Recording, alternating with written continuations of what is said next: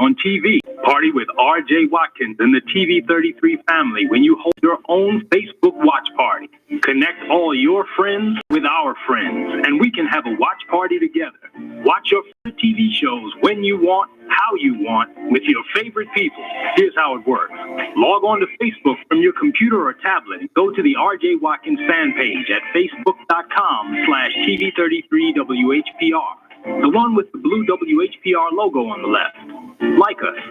Click the word videos with the red tag that says live next to it. Then click the share button at the bottom of the video player and select start a watch party. Invite whoever you want. Your party will be recorded and archived for playback anytime you want. 7 days a week, 24 hours a day. At the end of the month, the viewer that has the most people at their watch party will be invited on the TV show live. Come on, let's have a party. Pick up your copy of the Son of Man Speaks magazine today.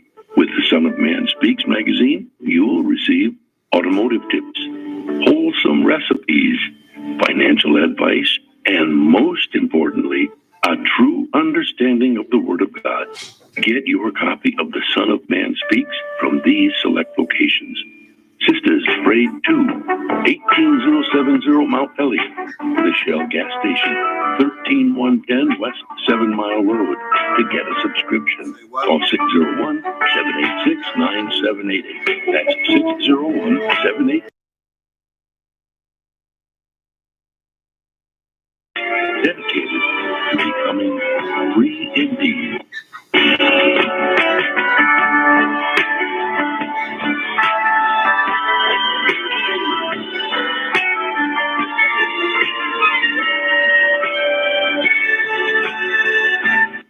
SOS Graphic Design provides agency-quality professional graphic design services from established companies to startups and individuals, creating a simple logo, the complete rebranding, and delivering visual communication with print media. Everything SOS Graphic Design does has a single unifying objective: to set your business apart. We are at your service. Call 313-342-2166. That's 313-342-2166, or online at www.sosgraphicdesigns.com. Well, we're moving on now to the east side. It would be like the apartment in the sky. Come check out the new Sisters Braid 2 Hair Braiding and Natural Hair Care Salon, located at 18070 Mount Elliott Street. Our new salon is spacious with adequate parking, Wi-Fi, and all brand new state-of-the-art salon equipment. Come meet your local hair braiders and natural hair care specialists, and check out our many hair care services, such as hair treatments, box braids, cornrows, tree braids, Havana twists, children's braids, natural twists, lock extensions, kinky twists, goddess locks, updos, full weaves, and more. Please feel free to visit us on the web at www.sistersbraid2.com or call 313-826-0498. Here at Sisters Braid 2, we offer exceptional care for exceptional hair. We look forward to seeing you. Sisters Braid 2 is a proud recipient of the Unity and Rebuilding Fund. We would like to invite you to help support the efforts of the Unity and Rebuilding Fund. Visit the website at www.unityandrebuildingfund.com. That's www.unityandrebuildingfund.com. We often hear how we need to work together and rebuild the city, and we're actually doing it. You can make online donations and click on links to track the progress of the Unity and Rebuilding Fund. And for more information, 313-868-0000 is a local number. Again, 313-868-0000. Support the Unity and Rebuilding Fund. Have you ever searched through a shelf full of greeting cards and still couldn't find the one that echoes how you felt? Well, search no more and call Design by Deej. We offer birthday cards. Our cards are one-of-a-kind, keepsake items that your recipient will want to place on their mantle with all of their other beautiful and treasured items. We also offer holiday cards. With Designs by Deej, no holiday will go unnoticed. Our unique greeting cards are sure to celebrate all holidays. We also have cards for special occasions. We are your one-stop shop for unique and three-dimensional, handmade greeting cards for all occasions.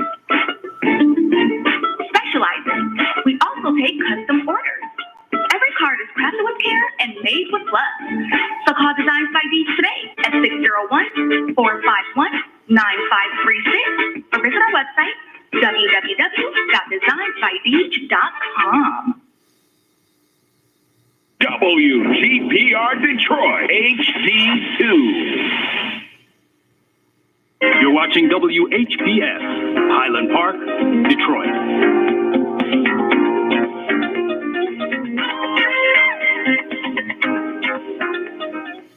FM 88.1 WHPR, Highland Park. WVIE 107.3 FM Charlotte, Amalia, Virgin Islands. The views and opinions expressed on the following show are not necessarily the views and opinions of WHPS, its affiliates, management, or sponsors. Brothers and sisters, are you tired of reading the Holy Scripture and not really understanding what you read? And if you're reasonably sure, have you ever tested that what you feel Conference you know, recording someone has started. a different view Conference than your own? recording Then let's started. talk with one another. Then let's reason with one another on a Scriptural Discussion with the Son of Man every Wednesday at 9 p.m., Friday at 9 p.m., and Sunday at 12 noon on WHPR TV Detroit Live 88.1 FM WHPR. Why don't you call and discuss Holy Quran and come to an agreement about the Holy Scriptures and their true meaning? You can call in live on the air at area code 4336-313-868-0342 or 313-868-0351. That's 313-868-4336, 313-868-0342 or 313-868-0351.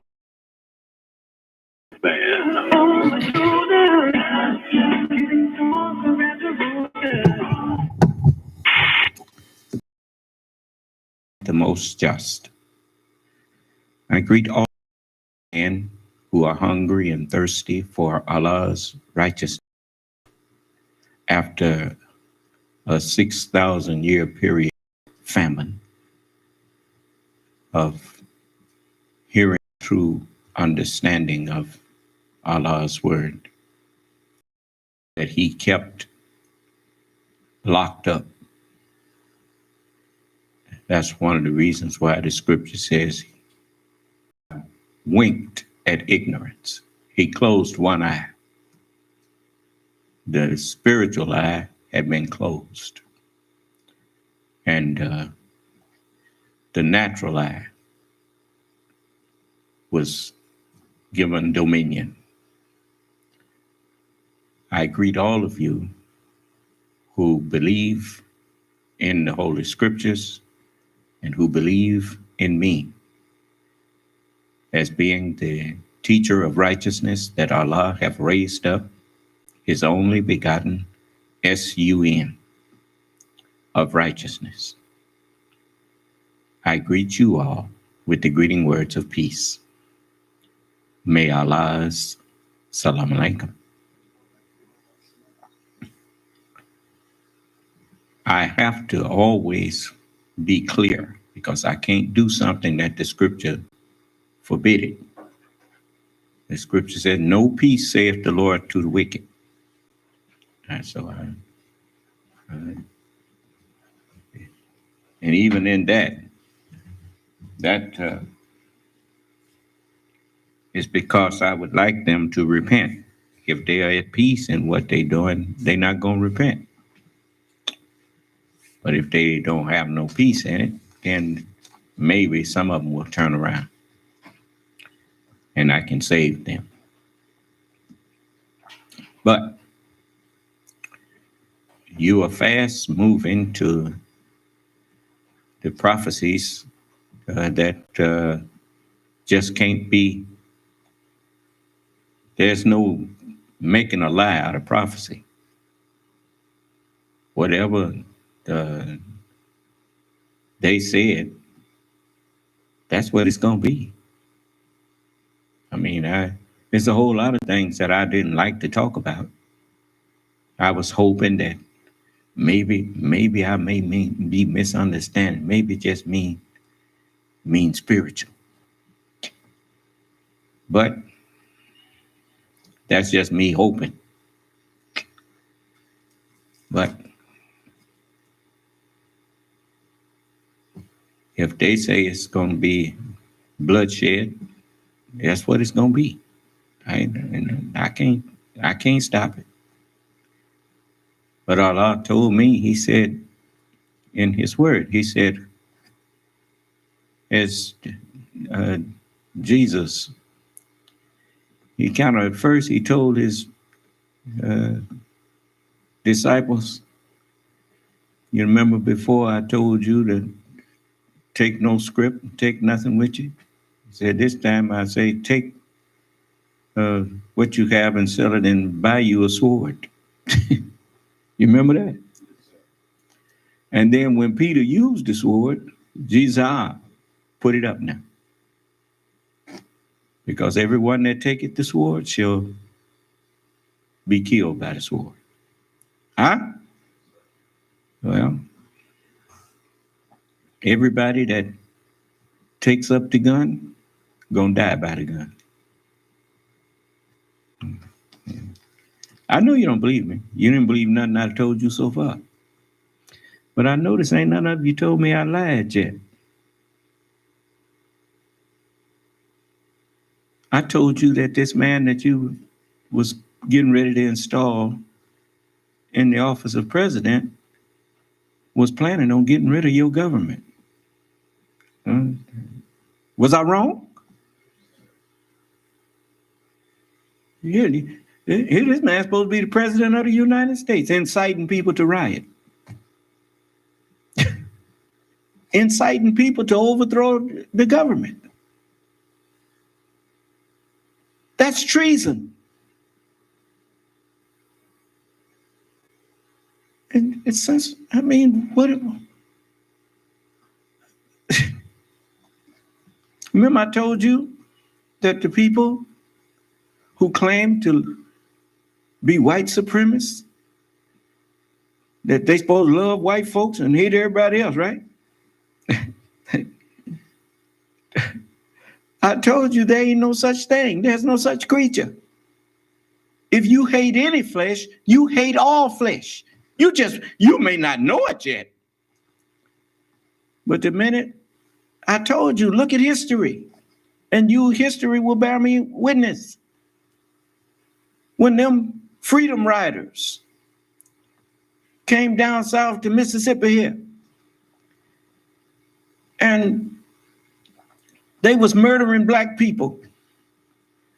The white people that was with them trying to put an end to the mistreatment and injustices, they murdered them too. I thought they loved white folks. They don't love nobody. They love their agenda. And only because their agenda is to take power over others and have dominion over people who don't want them to have dominion over them. Huh? Well, that's been the order of the day for the past 6,000 years. That's what the maker of them told them. Go out and do all your work. You say, you have dominion over the fowl of the air, the fish of the sea, the cattle, over the earth, and everything that creepeth upon the face of the earth. And he told them how long to do that. He said 6,000 years, 6 days. A day with the Lord is as 1,000 years. So when he said 6 days, he said 6,000 years. But he also warned them. Remember the Sabbath day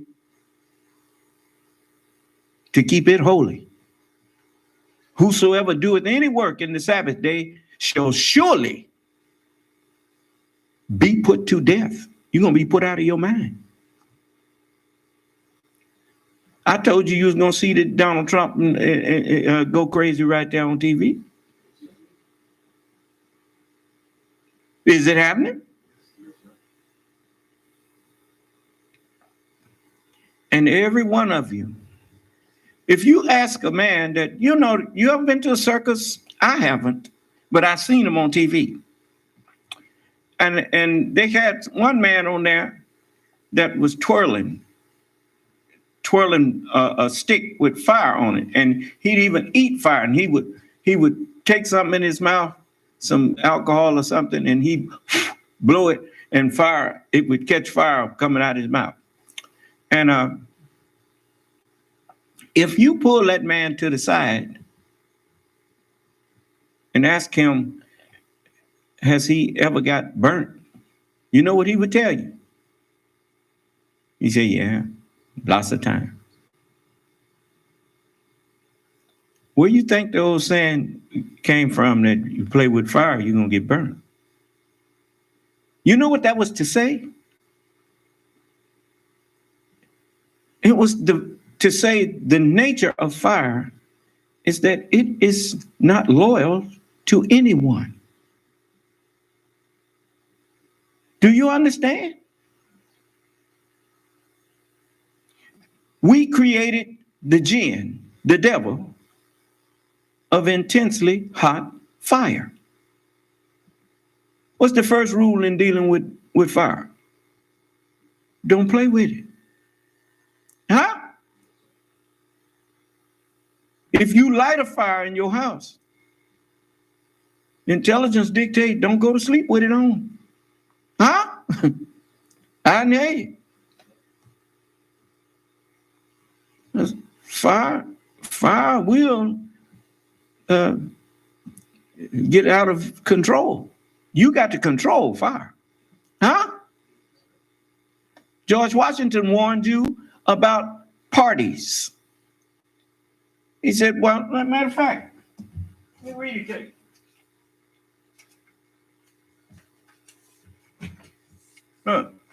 Now remember, I know a lot of you all say, well, why you keep on butting in our affair? Because you didn't tell me to butt out.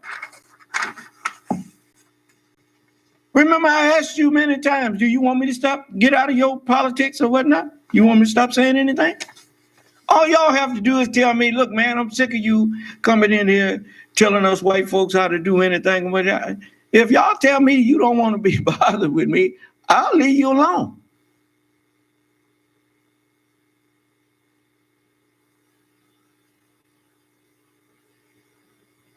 Let you go on and die if that's what you want to do. I ain't finna try to beg you to let me save you.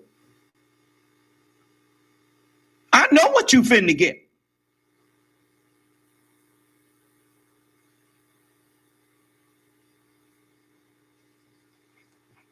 Oh, dumb thing. Yeah, everything I've been telling you, you seeing it happen.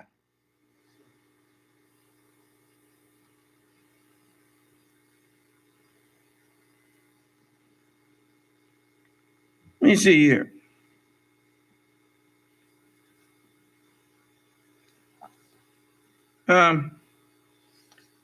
It says there is an opinion that parties like Democrat, Republican, Tea Party, and all these different parties, there is an opinion that parties in free countries are useful checks upon the administration of the government and serve to keep alive the spirit of freedom. This, within certain limits, is probably true. And in governments of a monarchical caste, meaning where you got kings and queens and dukes and all this kind of stuff, in governments of a monarchical caste, patriotism may look with indulgence on partisanship, on parties, if not with favor. I mean, you know, when you got a monarchy, a king, it's easy to go from king to despot to tyrant. You understand? So it says, in governments of monarchical castes, patriotism may look with indulgence, if not with favor, upon the spirit of party. But in those of the popular character, in those democratic republics. It says, in governments purely elective, it is a spirit not to be encouraged. From their natural tendency, it is certain there will always be enough of that spirit for every salutary purpose. And there being constant danger of excess, the effort ought to be by force of public opinion to mitigate and assuage partisanship. A fire not to be quenched. No, you don't want to do away with it. It demands a uniform vigilance to prevent its bursting into a flame, lest instead of warming, it should consume. Partisanship helps to warm, give people when he said instead of warming, that's just another way of saying uniting people, causing people to have warm feelings or friendly feelings towards each other. Partisanship can do that.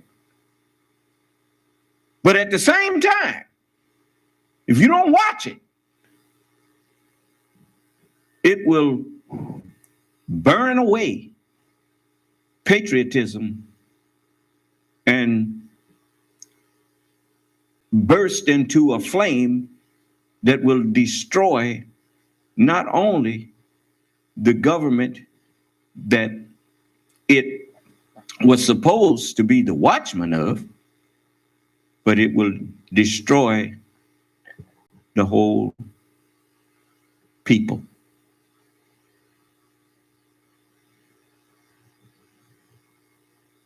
Let me tell you something. Now, I've been in the world for 70 years. Okay. That ain't no long time, but it's longer than a lot of people that's listening to me. And I have always seen millions of people get disappointed. Every election, millions of people get disappointed. Presidential elections have never been one side got the vast majority of just one side may have got 1 million votes and the other side got the other 128 million. There ain't never been like that.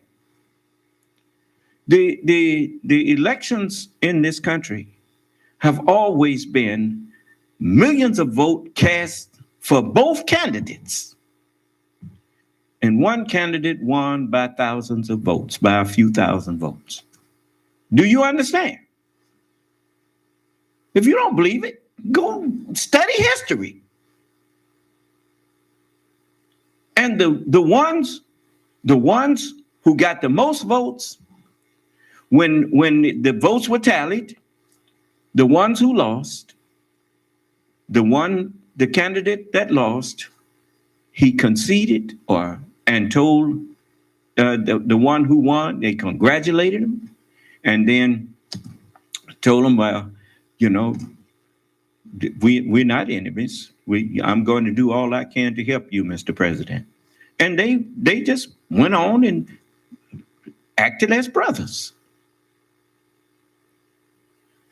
But you put a man in that office that you knew was unfit for that office when you put him in there.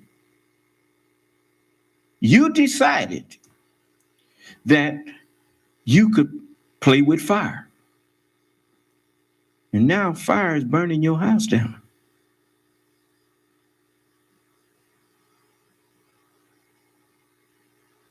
It's not like Donald Trump surprised you. He ain't surprised you. You knew exactly who he was when you put him in there.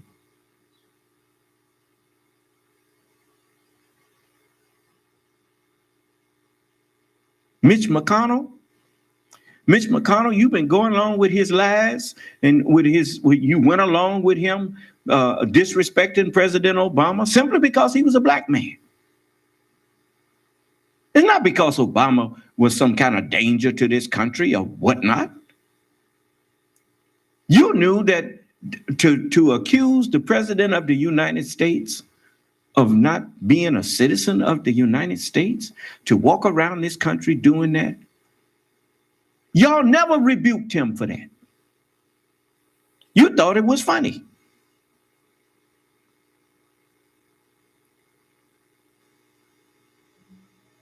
You even went along with him when he started disparaging the Justice Department.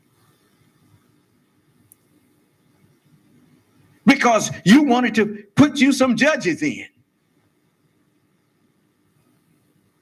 And you wanted to use his base, you call it.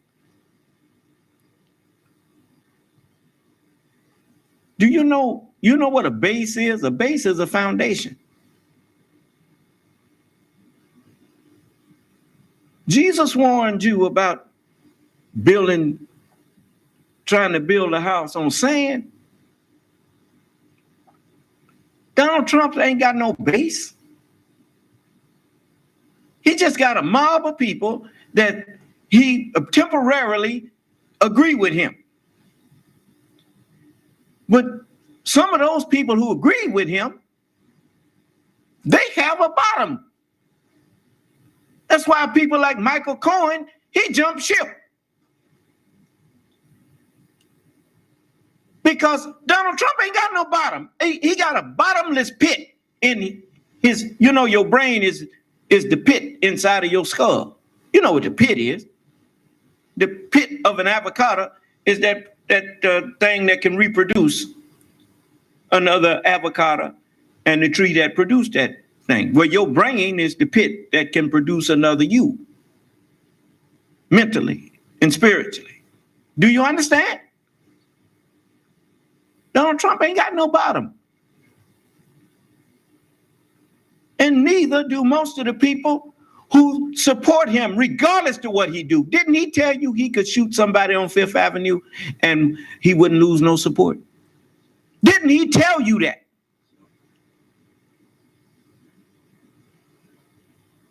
And you lived to see it was true. He been betraying your country ever since he been in there.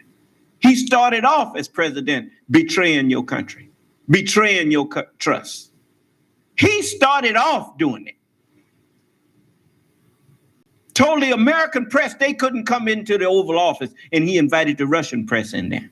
Now he running Russia's playbook on you, got you imploding and fighting among yourselves and about to destroy your own country. I told you that no country could destroy you from the outside. They have to get you to do it to yourself. Like you did us.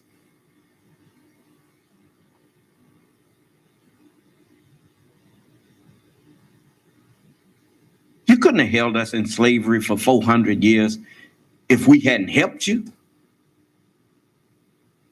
You turned us against each other. And as long as we was hating each other, we couldn't get together and throw off the yoke of slavery because we hating each other. Now who's hating one another? You about to tear up the greatest nation that this world had ever known. A nation that I think is worth saving. You about to trash it. Because somebody running the same mind game on you that you ran on us. They're using your own playbook on you.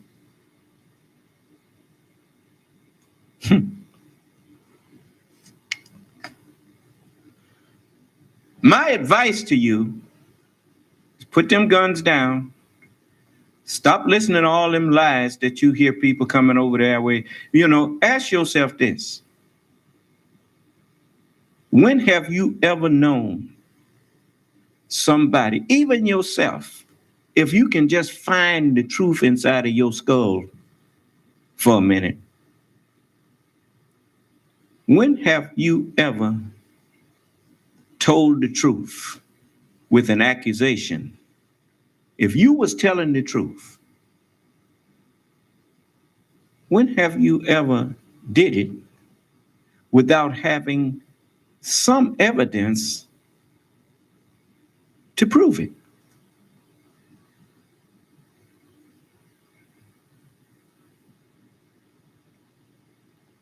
Tell me something. If somebody arrests you, if the police arrest you and accuse you of robbing a bank, they ain't got no money. They ain't find no money with you. They ain't got no pictures of you coming in the bank, walking in there with all them cameras out there. They ain't got nothing to connect you to that robbery. Would you appreciate it if you went to court and got found guilty and nobody was able to prove that you did what they accused you of? What's wrong with you?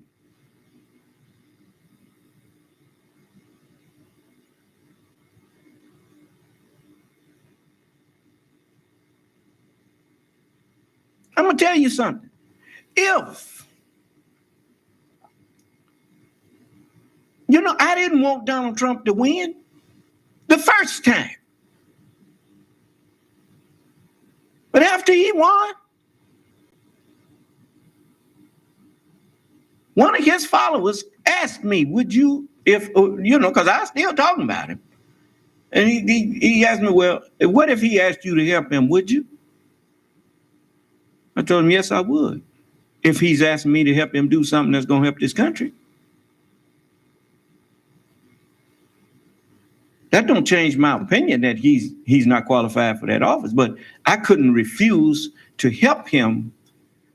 Since he's the president of the United States, I would have to try to do all I could to help him if it was possible that I could help him without hurting the country or going against the word of God.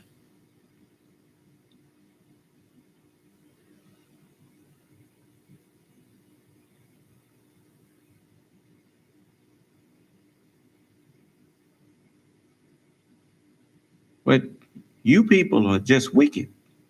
You're wicked, man. I'll stand up and tell the whole, I don't care how many millions of you it is. I would stand on one side and y'all can stand on the other side. I'll tell you to your face, you a bunch of wicked people. If you showed me some proof that that election was stolen, I would argue your case.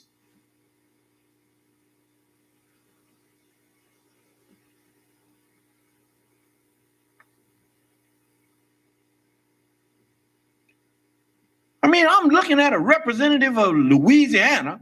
He's somebody from Louisiana trying to object to what happened in Arizona. What is wrong with you people? The Supreme Court already told you, you ain't got no standing to be arguing something that happened in another state from you that Texas went up there worrying about what happened in Pennsylvania. Now, if somebody from Pennsylvania had been up there arguing, then it would have been a different story.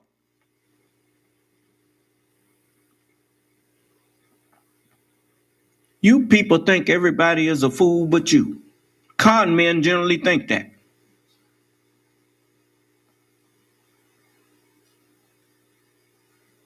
I ain't lying on these people. Let me let you see something here.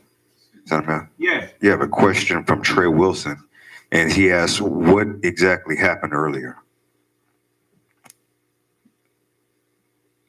I don't understand what he's talking about. He said he never got the full story on what happened. A bunch of Donald Trump incited his people, him and Rudy Giuliani inciting their people to go up there and break into the Senate and the Congress while they deliberating over the election. Went in there tearing up stuff, breaking windows and stuff. I'll let you see it. Ain't no big night. Just be patient. I'm going to first deal with this.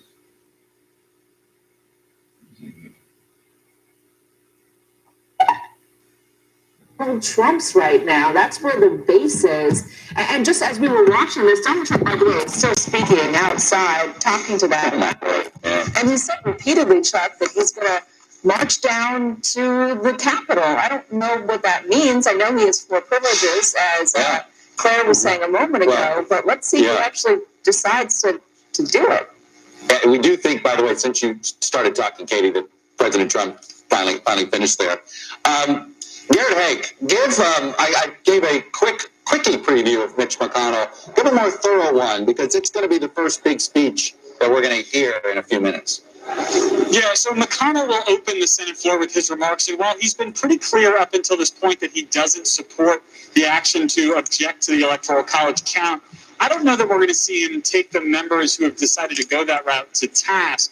I think what we're going to hear is him. Now, when Mitch McConnell come on, I'm going to show you that he's been going along with lying for so long that he done actually in a time where he needs to be straight up and down. Even when he trying to do the right thing, he wind up lying some more.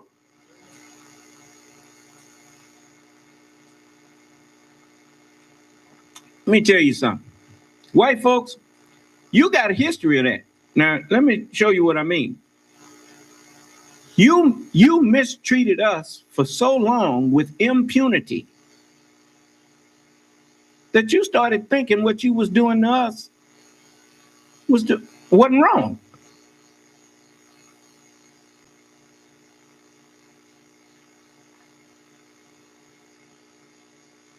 When you murdered us, and somebody got on you about, oh, that's a nigga. What?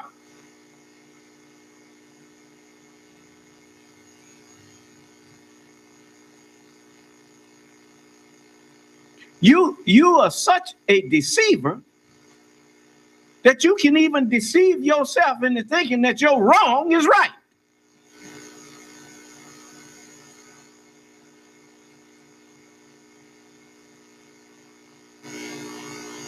But when someone do to you what you did to somebody else, then we find out that you knew it wasn't right. Because when it was done to you, you screamed like a scalded dog.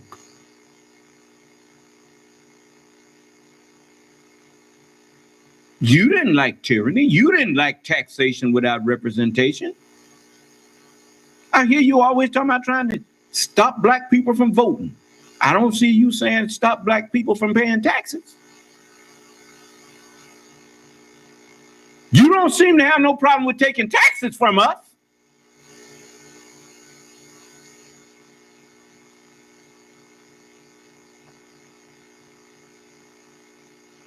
You've been beating up on women so long and scared to death Negro men that's why, every time the messenger of the Honorable Elijah Muhammad talked to one of us so-called Negroes, we stopped being niggas and became men. The word of God will do that for you. And instead of trembling when you start throwing threats around, we simply tell you, you got a behind too.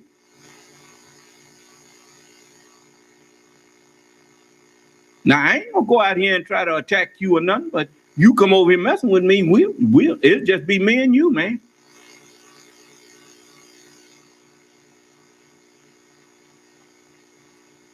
Or us and y'all.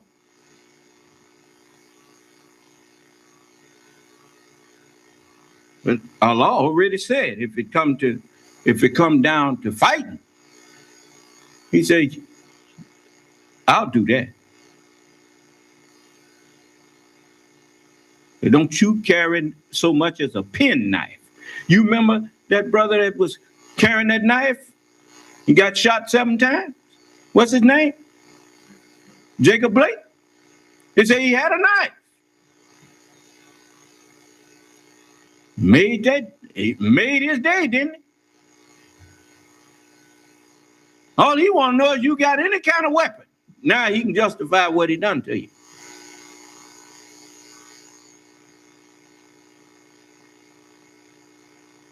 You ain't got to worry about no weapon with a Muslim. We don't carry weapons. Allah is sufficient for me. Allah is the truth. That's the only weapon I need, the truth.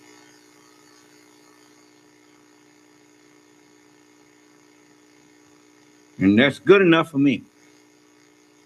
If I get any of these other weapons, I had to go to the white man to get that. I had to go to the devil to get the weapon. That kind of weapon, I ain't finna go get his weapon and call myself fighting him. I ain't stupid.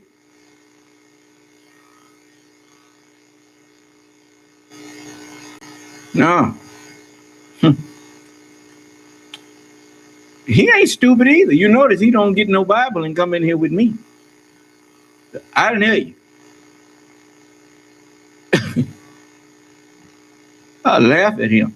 He come in here and call himself arguing the Bible with me. In the world, he get off coming up trying to argue the Bible. And I could ask him one question. Hey, man, you know so much about the Bible. How come you ain't teaching it in the public school? I teach it in my school.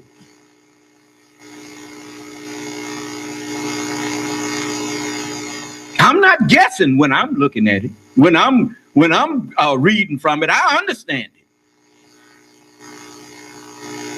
And I'm the only one who understands it.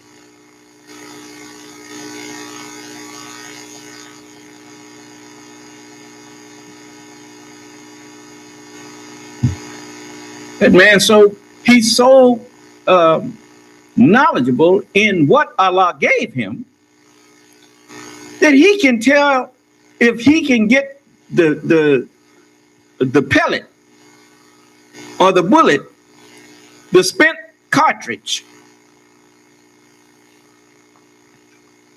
the round, I should say. If he can get the round that you shot,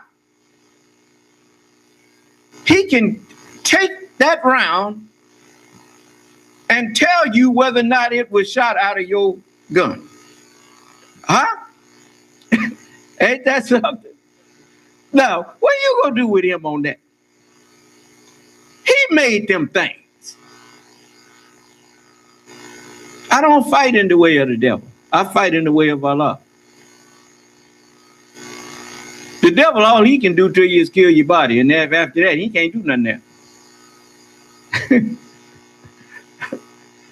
I can kill your mind, and then your body and yourself, your whole self is in hell then. That's what Jesus told you. He said, don't fear them that can kill the body, and after that can't do nothing else. I tell you who to fear. Fear him that after he have killed, have power to cast into hell. You remember all them people that used to come in here, call themselves arguing with me about theological matters? I killed all of their minds when they came in here with that. You remember the atheist that came in here? Huh? I killed his mind on that. Before he left, he said, you gave me a lot to think about. Is that right? I said, look, the next thing is, once I take that from you, if you don't come back to me and enroll in my class, you ain't gonna have no mind. Because I took what you believed in and took it away from you.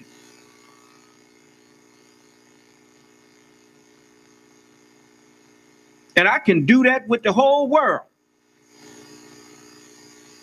The messenger, all of the messengers warned you that if you come up on the day of resurrection, on the day of judgment, with any religion other than Islam, submission to the teacher, it's not going to be accepted from you. When have you heard somebody come in here and I had to accept what they were saying about religion?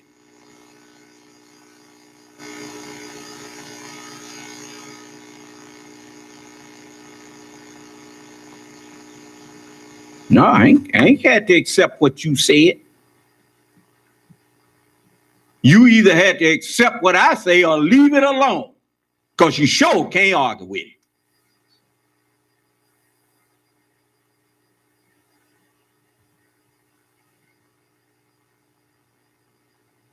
Now let's watch what happened today.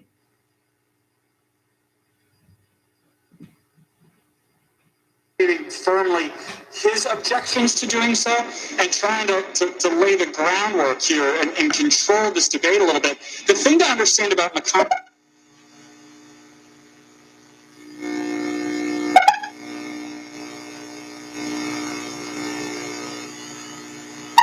Only if they are participating in debate and must wear a mask at all times, even when under recognition for debate. Members must also practice proper social distancing when present in the chamber. Let the record show that there is a gross violation of this guidance from the attendants on the Republican side of the aisle. Please, in the interest of your own health and as an example to the American people, abide by the numbers, now up to 25 on each side of the aisle, to participate in this stage of the development. Okay? Pursuant to Senate Concurrent Resolution 1, Pursuant to Senate Concurrent Resolution 1 and Section 17 of Title 3 of the United States Code, when the two houses withdraw from the joint session to count the electoral vote for separate consideration of an objection, a representative may speak to the objection for 5 minutes and not more than once. Debate shall not exceed 2 hours, after which the chair will put in the question, shall the objection be agreed to? The clerk will report the objection made in the joint session. Objection to counting the electoral votes of the state of Arizona. We, a member of the House of Representatives and a United States Senator, object to the counting of the electoral votes of the state of Arizona on the ground that they were not, under all of the known circumstances regularly given. Signed, Paul Gosar, Representative, State of Arizona. Ted Cruz, Senator, State of Texas. Thank you. The chair will endeavor to alternate recognition between members seeking support of the objection and members seeking opposition to the objection. The chair recognizes the gentleman from Louisiana, Mr. Scalise, for 5 minutes. Thank you, Madam Speaker. I rise today to object to a number of states that did not follow the constitutional requirement for selecting electors. Madam Speaker, this is something that is clear that our founding fathers debated about as a fundamental decision of how we choose our president. There was a lot of back and forth. If anyone reads the founding documents of our country about the different versions they were. Now you see who he is? He's the majority whip, and he's from Louisiana. Talking about what happened in Arizona. Huh? But anyway, that's not the important thing. Because, this is something we ain't never seen before. Generally, after the major news networks announce a winner, when they say they are making the projection that, for instance, during the time when Donald Trump won, they said we are projecting that MSNBC is projecting Donald Trump has won this state. Donald Trump has won this state. We are projecting that Donald Trump has won the election. Hillary Clinton, not long after that, called him up and conceded. Huh? Did he say that the election was rigged?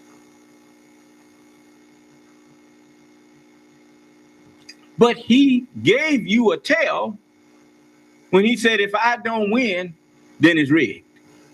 You remember that? Okay. Now,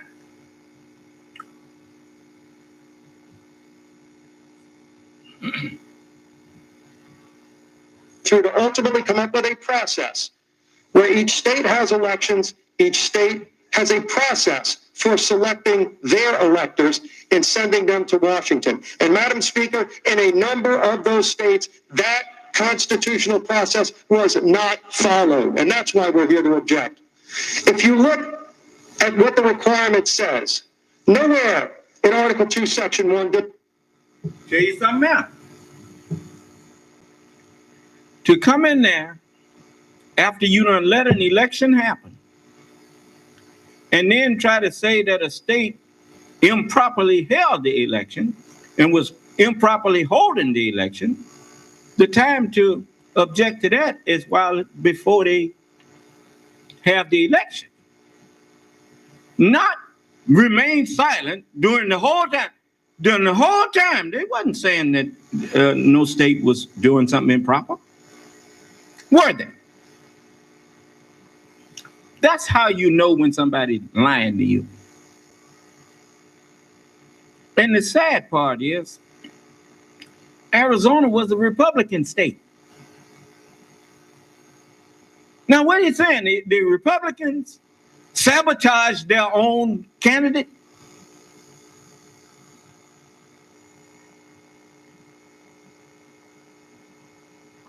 I told you, these people who's up here raising hell and all that kind of stuff, them people know they pushing a lie.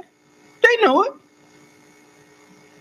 Just like when they was enslaving us and sticking their hand all in our mouth like we's animals or something and stripping us down naked like we was not human beings. They knew that we were human beings.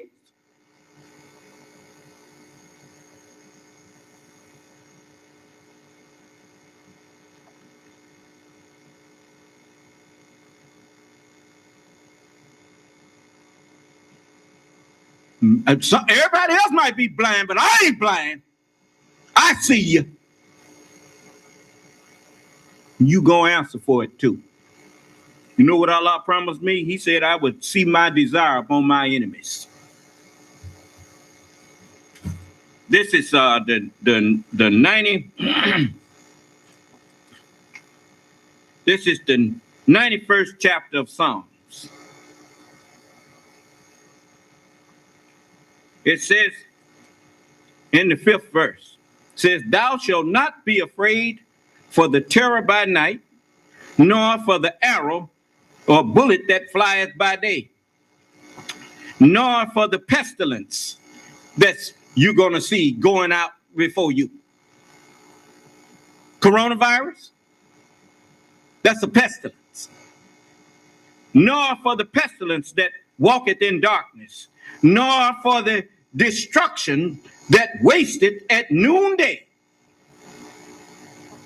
1,000 shall fall at thy side, and 10,000 at thy right hand, but it shall not come nigh unto thee.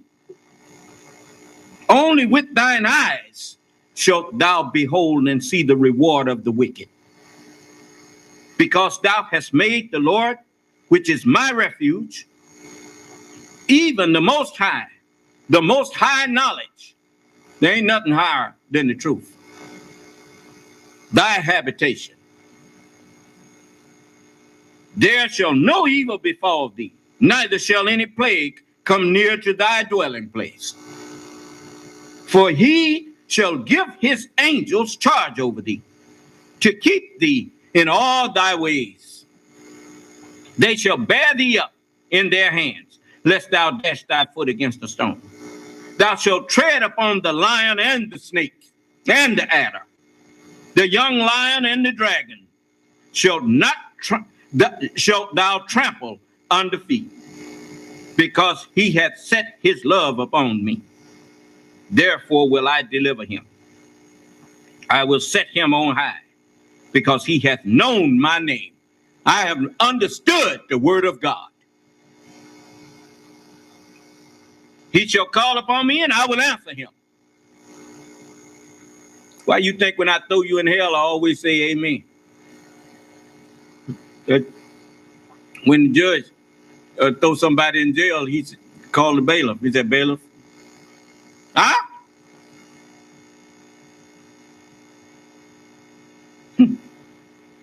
I will be with him in trouble. I will deliver him and honor him. With long life will I satisfy him and show him the understanding of my word, which is my salvation.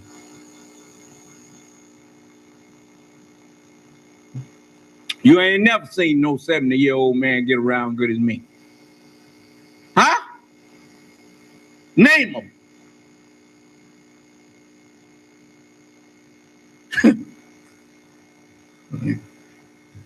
You notice my voice don't sound like no old man, do it? All praises due to Allah.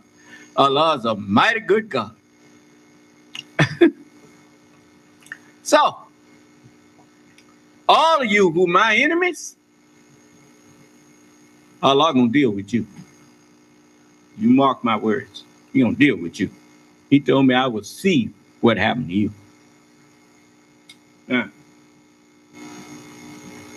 Now let's get back over here. I want to prove a point. Give the Secretary of State of a state that ability.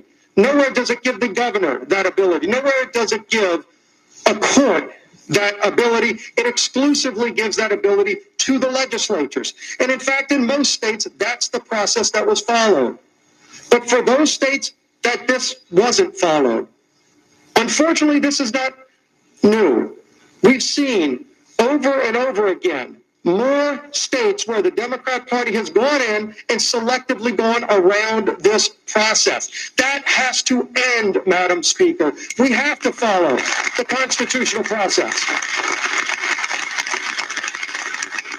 Now, there might be reasons why some people don't like the process laid out by a legislative body.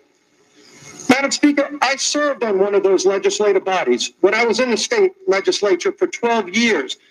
I served on the House and Governmental Affairs Committee where we wrote the laws for our state's elections. And I can tell you, when we had to make changes, those were... Let me say this to you. He's not talking to the people in Congress, the lawyers and the people who understand the Constitution. He's talking to the ignorant people who think he's saying something. You notice he ain't quoted nothing from the Constitution or whatnot to justify what he's standing up there saying. Huh?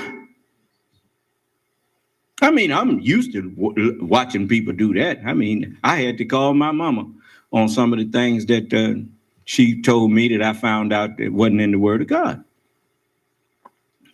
And, God said you're supposed to love everybody. Then I looked and looked and looked and looked for that. I ain't found that in the Bible yet. But everybody talking about God said that. You see, when it comes to facts, anything that you say that you cannot prove, it's not a fact. Not coming from you.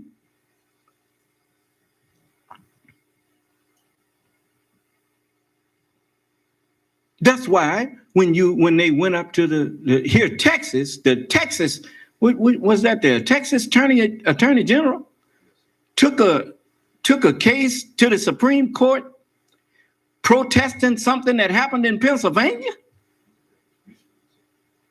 or Michigan. No, I thought it was Pennsylvania. Anyway, wherever he went, they didn't even hear it. They don't care if the president's name on it and whoever else's name on it. You had no standing to be coming in there from Texas Talking about you don't like something that happened in Michigan or some other state? Don't you know every state has its own Supreme Court? Huh?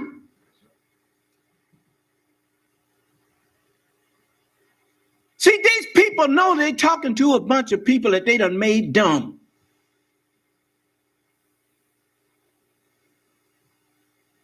Have you ever noticed the people who was in the mafia and the underlings? They was always dumb people.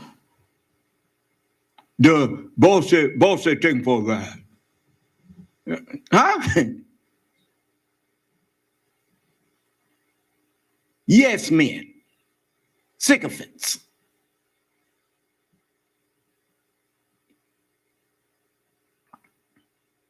People who say, well, boss said you got to die. Well, what did I do? Well, boss said you got to die. I'm just following orders. Ain't nothing personal. It's just business. Right?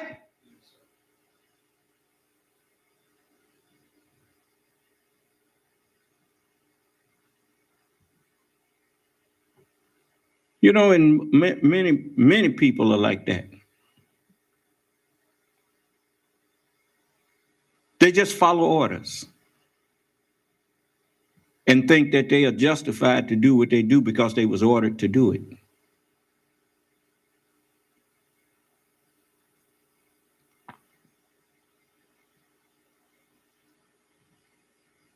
The one thing the Honorable Elijah Muhammad taught me was, and he taught every brother that came in the nation, the same thing.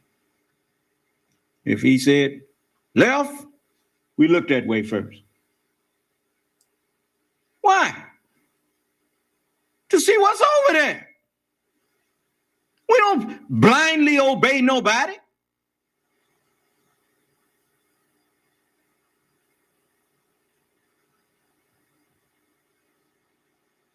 The left, right, and then face. But first you look and see where you're being sent. Huh? Allah said in the Holy Quran, if an unrighteous man brings you news, and since the book said there ain't none righteous, no, not one. Well, Jesus even said the same thing. He said, good master, what must I do to inherit eternal life? Jesus said, wherefore you calling me good? There's none good but one, and that is God. Huh? That's why the scriptures is written this way, that present your bodies a living sacrifice, holy, acceptable unto God, which is your reasonable obedience. It didn't say your blind obedience. Matter of fact, Allah said in the Holy Quran, O you who believe, follow not that of which thou hast no knowledge. Huh? If you ain't got no understanding of why you doing it and what you doing, why are you doing it?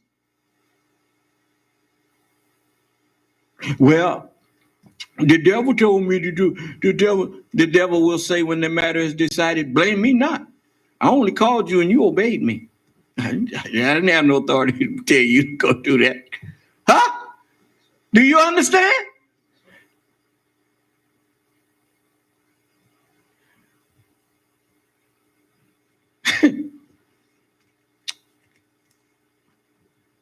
You know, Hitler almost, I don't know how many white folks Hitler killed. But he killed quite a few white people. Huh? I mean, he was rampaging through Europe. He was just murdering. Him and his gang was just murdering everybody in the name of white supremacy. Huh? Since that was your, that was your cup of tea. He let you do that.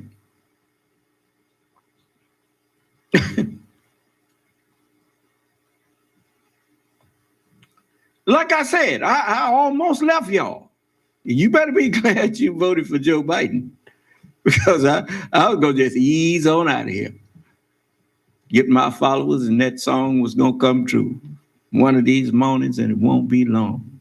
You're going to look for me, and I'll be gone. I look like standing around a bunch of people that love evil and hate goodness. No, I don't want to be around you.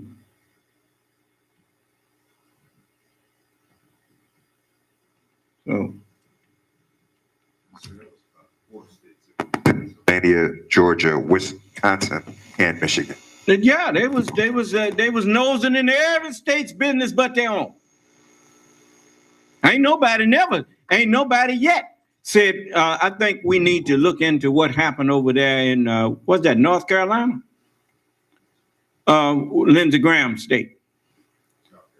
Was South Carolina? Okay. Lindsey Graham's state. Because if Lindsey Graham had nerve enough to call the Georgia Secretary of State and tell him to get rid of some votes, you think he hadn't already done that in South Carolina? I mean, would you think that he wouldn't have did the same thing in South Carolina? At home that he tried to do in the other state? I didn't hear you. How come ain't nobody said nothing about that? They are actually accusing the Democratic Party of what they've been guilty of. Do you understand? That's them people who was playing chess. You know how you play chess. Before you make your move, you put your pieces in strategic positions so you can trap the other person's king. Huh? See how they maneuvered themselves into positions to block anything that President Obama tried to do? Huh? He was still able to get some stuff done, but he got it done before they took over the Senate and the House, right? Then after that, he couldn't even elect a judge when it was time for a judge to be replaced. Mitch McConnell and all of them crooked Tea Party people that was in there, they done joined forces with each other. See, that's what I meant when I say, now he made a deal with the devil. Mitch McConnell made a deal with the Tea Party, whose sole purpose was to actually get rid of the American government. What you mean you're talking about you want to reduce it down to the size that it can fit in a bathtub? You want to turn it into a dictatorship.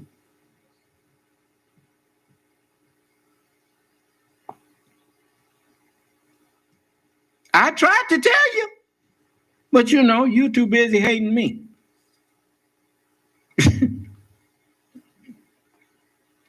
Then when I gave you the opportunity to give everybody, tell the world why you hate me, why you won't accept me, and why they shouldn't accept me either. You never said nothing, which proved that the scripture was true. They hated me without a cause.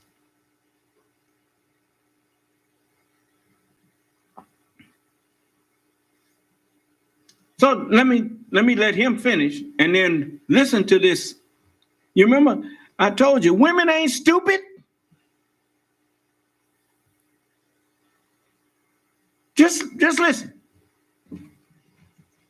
Extensively negotiated.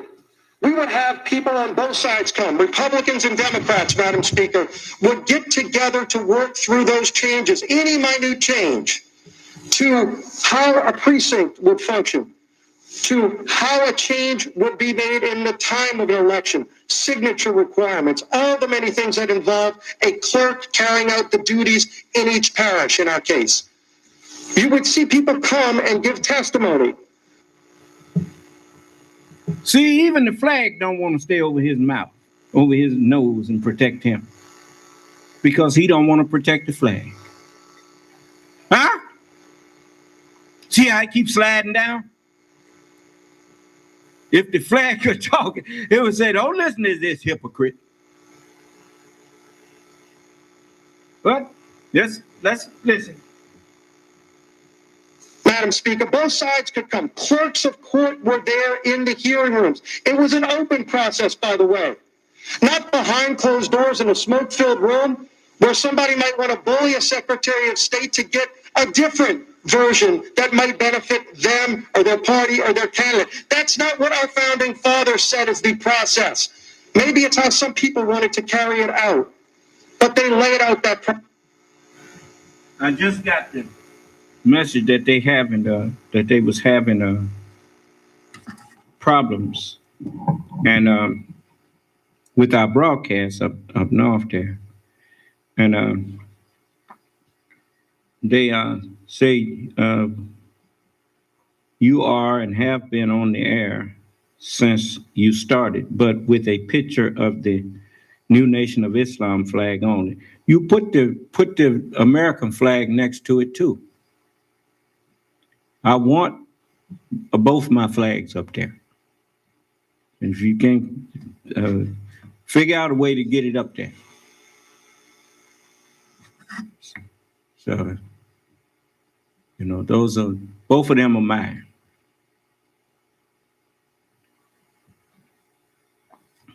So,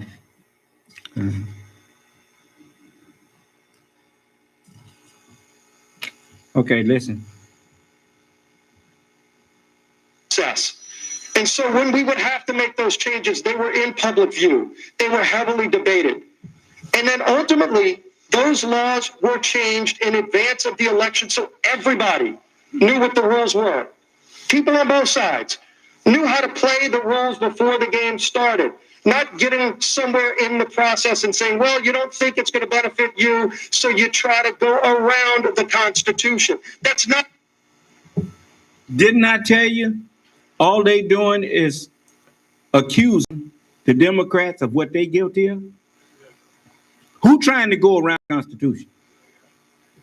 See, that's where he getting his speech from. He throwing at you who are of the Democratic Party. He throwing his guilt, what he's guilty of, he's accusing you of it. Do you understand? You know, that's an old trick. Huh? That's called putting you on the defensive. Huh? No. You know, you're like me. You ain't gonna do me the Laurel and Hardy trick. The Three Stooges trick. Put a suit on me that don't fit me, and you back there pulling it back, making it look like it fit. No, it don't work like that with me. You can't put that on me, boy. But I mean, it's really laughable if it wasn't so serious. Now, he's standing up there putting on a show of indignation, unjust indignation, unrighteous indignation. And 5 minutes was too long for him. Do you understand? But listen to it. How our system works. It's gotten out of hand. And so President Trump has called this out. And President Trump has stood up to it. So many of us have stood up to it. And in fact, over 100 of my colleagues, Madam Speaker, asked the Supreme Court to address this problem just a few weeks ago. And unfortunately, the court chose to punt. No, the court didn't choose to punt. The court told you to get out of there with that mess. The court said, we're not going to hear this.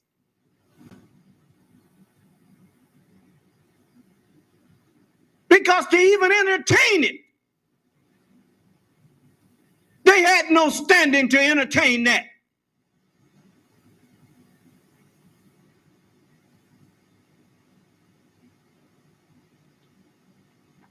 It's just like a man come up to me, gonna tell me that I want you to give me the understanding of what's in this holy book here. And I said, well, bring it to me. And he come up in here with a book that ain't the Bible and ain't the Holy Quran and ain't now one of the books that's in the Bible. I said, well, you get all calling this holy. Hey, look, man, get on out of here with that mess. Huh? Ain't got nothing to say about your book there.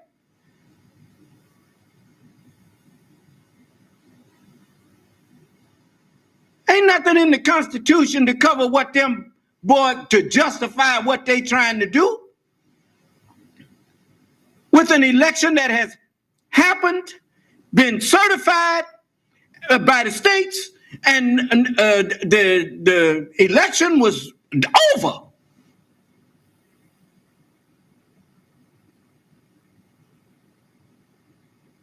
Now here he comes.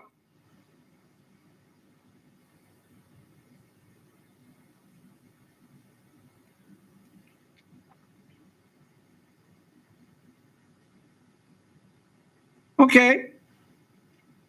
I told you from the beginning that the plan was to drain the swamp, which was code language for get rid of your government. I told you that.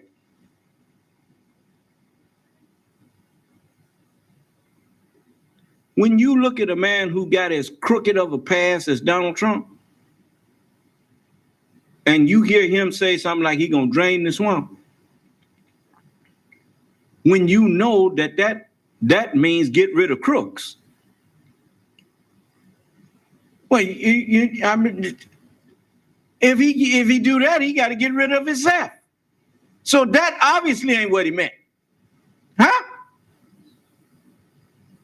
Your understanding was the same as a slave when master said, John, we got to get our crops in. Now hurry up now, let's get out there and get our crops in. And John said, yes, sir, boss.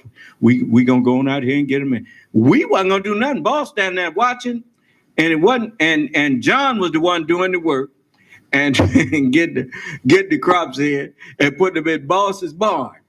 And in his grain house. And Johnny had no grain house. And he said, you through getting our crops in, John? He said, yes, sir, boss, we got them all in. And he said, okay, you going home now. Go on back to your shack. I'll call you when I need you. Huh? As a slave, he don't know we don't mean we. He don't mean ours. Ours don't mean ours. You know, and as long as he don't know that, then he think it's all right. We doing fine. We doing good. John, we doing good. Yes, sir, boss. We doing fine. Huh?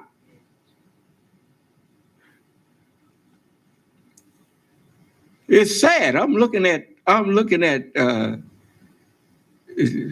I guess it's Putin doing through Donald Trump. You know, that 2-hour meeting he had with Donald Trump probably was a report meeting. But anyway, he running the playbook on you. Using your own lynch thing on you. They actually lynching you, man. They lynching America. Using the lynch plan on America.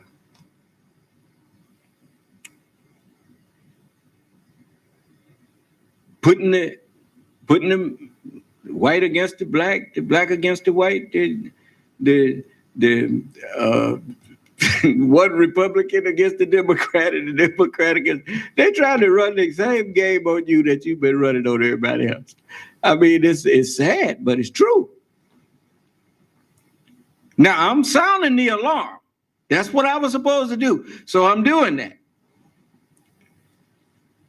You know, but you have to admit that is kind of funny. People running the same game on you that you ran on us.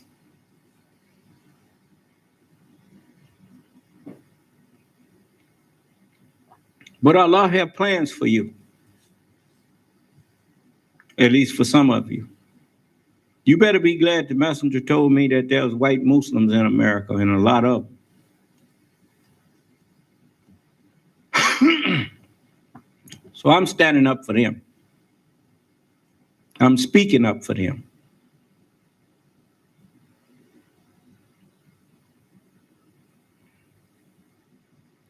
And you've shown some mercy on the poor. Even if it wasn't enough money, you sent $600 out to some of the people to help them. You know, I'll thank you for that.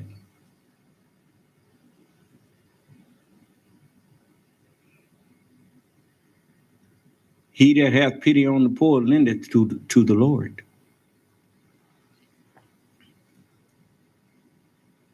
I've heard some of them remind people that they're supposed to treat others like they would like to be treated. White people saying it and meaning it. And so you the ones that I'm standing up here talking for.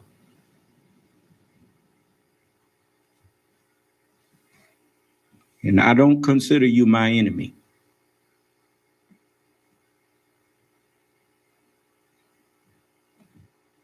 And I'm going to do all I can to help you keep your country and keep your government and remove the imperfection in it and bring it into a state of perfection. I know how to do that.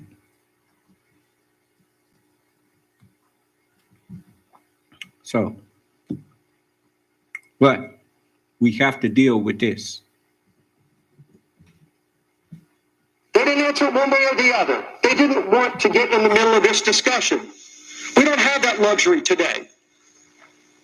We have to discuss this. We have to fix this. In fact, on our first full day of this Congress, many of us brought legislation onto the House floor to start fixing the problems with our elections, to restore integrity to the election process, which he wants to fix the election process while they didn't do nothing to fix this pandemic. Huh? Yeah, he been trying to fix the election process, all right. Fix it where it don't work no more. Huh? Because after states certify elections, there's no more argument about that. Now he wants to take the sovereignty away from the state.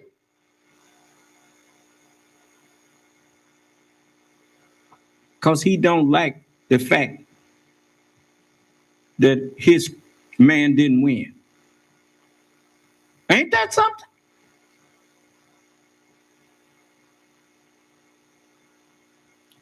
And if they were successful in this, are you aware that that is the beginning of states in the United States seceding from the Union? I mean, if you're not going to respect their votes, what is the point of staying in the Union? Have you thought about that?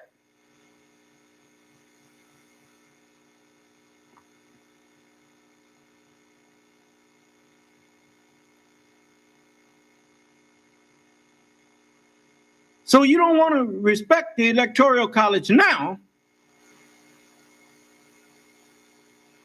but it was okay back in 2016 when the Electoral College votes went in your favor.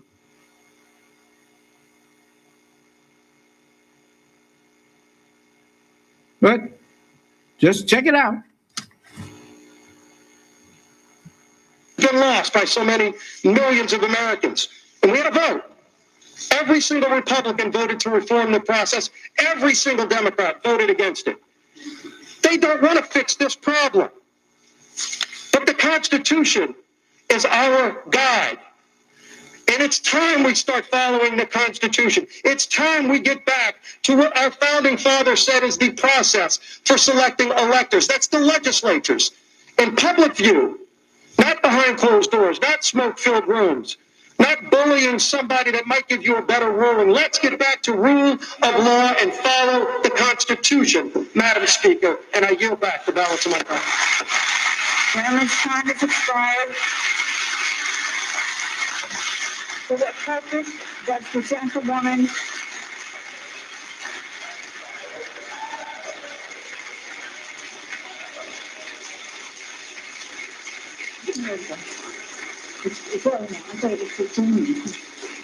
For what purpose does the gentlewoman from California seek recognition? Strike the last word. Without objection, the gentlewoman is recognized. Madam Speaker, this day marks a crossroads for American democracy. Those who object to the counting of the Electoral College votes, which reflect the votes of the American people, want to substitute their preferences for the voters' choice. That's not what our Constitution requires, and it's at odds with the American Democratic Republic. If Congress selects the next president instead of American voters, we'll have no need for an electoral college. In fact, we'd have no need for presidential elections at all. We'd be moving from a government elected by the people to a government selected by those already governing. That's not America. In the United States, we abide by the choices of the people, not an elite few. The framers of our Constitution considered whether to have Congress select the president and specifically rejected it. Instead, they wrote Article 2 and the 12th Amendment. Article 2 creates the Electoral College, where each state... Now you notice she's quoting the Constitution. Did your boy quote anything from the Constitution? That's how you can tell when somebody's trying to sell you a bill of goods from someone who's telling you the truth. Truth is facts. Lies are not facts. They are things that people want you to believe without any foundation. And you see now she's given them what the Constitution says. Now listen. Appoints electors. Laws of all 50 states and D.C. require electors to vote for the winner of the state's popular election. Each state provides for the orderly conduct of elections, including lawful challenges, recounts, and the like. The 12th Amendment is what brings us to today. It says the electors meet in their states. That happened December 14th. The amendment says the electors shall cast their votes, sign and certify them, transmit them to a seal. That's been done. The sealed envelopes containing the signed certified ballots from each state's electors, reflecting the votes of the people, were in those mahogany boxes. The 12th Amendment directs the president as the vice president as the president of the Senate to do only this: open the sealed envelopes, and then the vote shall be counted. Simple. It doesn't say counted in a manner that some members of Congress or the vice president might prefer. No. The votes are simply to be counted as certified and transmitted by the states. During Reconstruction after the Civil War, more than one slate of electors were appointed by states. Dueling lists were sent and protracted processes were undertaken in presidential elections. And as a result, to make an orderly process, Congress enacted the Electoral Count Act of 1887. This law governs our proceedings today. The act provides dispute resolution mechanisms. Under the ECA, if the governor certifies a slate of electors and there are no competing slates from that state, the governor's certified slate must be counted. Today, every single slate of electors, won by Joe Biden or won by Donald Trump, got their governor's certification. Not a single state submitted a competing slate. We don't mean to interrupt here, but Mitch McConnell is beginning to speak right now in the Senate. They have gone through their procedural process, so let's move over to Senator McConnell, who will let you know any more happenings in the House. That the senators be permitted to insert statements into the record. Is there objection? Without objection, so ordered. Mr. President. Majority Leader. We're debating a step that has never been taken in American history. Whether Congress should overrule the voters. Now, remember what he said there. We're debating a step that has never been taken in American history. Is that what he said? But he gonna contradict that after a while. So, you know, see, when you lie, see, he told the truth there. We ain't never seen this happen before, have we? Then why in his speech did he say the Democrats did it before? They did not. Huh? Okay. But see, that's how you know. See, when you done went along with lying, you know, the first lie that you tell, if you have been used to telling truth, your first lie is the hardest one. From that point on, it gets easier and easier. Do you understand? That's why the best rule is if you don't start, you don't have to stop. Huh? You'll never hear the word stop lying if you never started lying. Right? The very people who tolerated Joe Wilson screaming out to President Obama, "You lie," they tolerated him to do that and didn't dismiss him from their midst. Now, every time somebody in the Republican Party open their mouth almost, they lying. Huh? And they got a president who even his own lawyer said the way you can tell when Donald Trump is lying, his mouth is moving. Huh?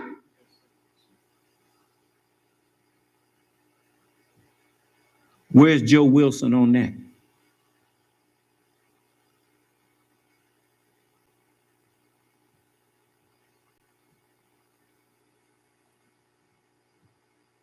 Okay. Listen, Mitch McConnell says some things that's right, but he's mixing lies into the truth that he's telling.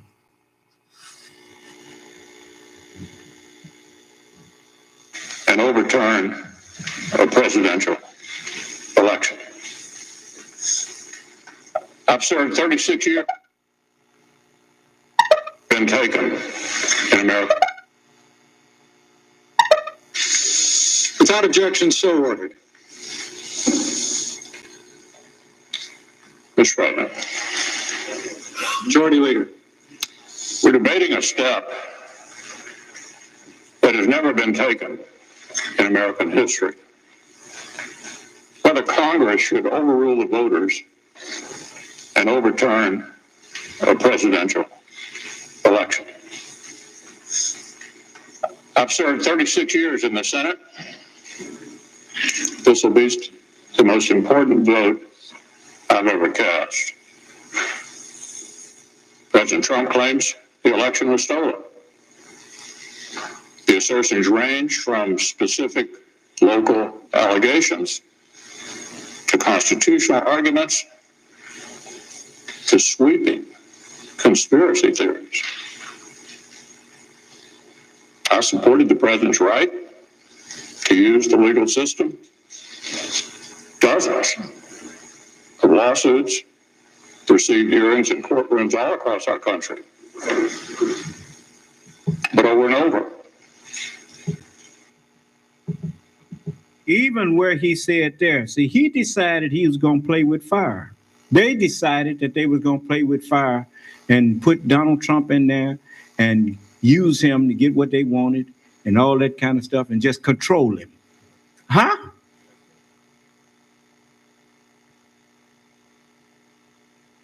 When they knew he was not qualified to be president in the first place. Then he said he went along with him when he wanted to exhaust all of his. He shouldn't have went along with him. He should have told him, "You lost, Mr. President, and all of this that you're doing ain't gonna do a bit of good, and I'm not gonna condone it." But he went along with it. Everything Donald Trump wanted to do, Mitch McConnell went along with it. Now Donald Trump burning the country down. Now all of a sudden he don't want to go along with it. Now he wants to put the fire out that he helped start. He helped kindle that fire.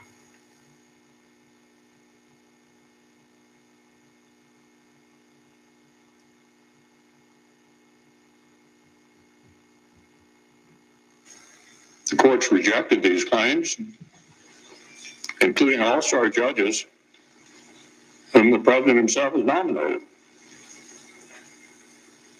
Every election, we know, features some illegality and irregularity, and of course, that's unacceptable.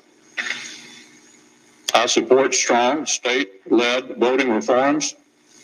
Last year's bizarre pandemic procedures must not become the new norm. But my colleagues, nothing before us proves illegality anywhere near the massive scale that would have tipped the entire election. Nor can public doubt alone justify a radical break when the doubt itself was incited without any evidence.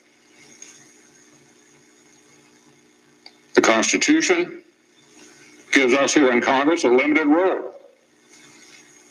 We cannot simply declare ourselves a national board of elections on steroids.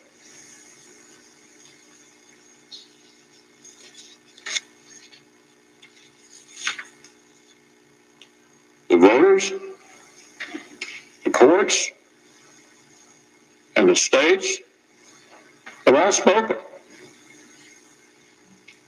They've all spoken. If we overrule them, it would damage our republic forever. This election actually was not unusually close.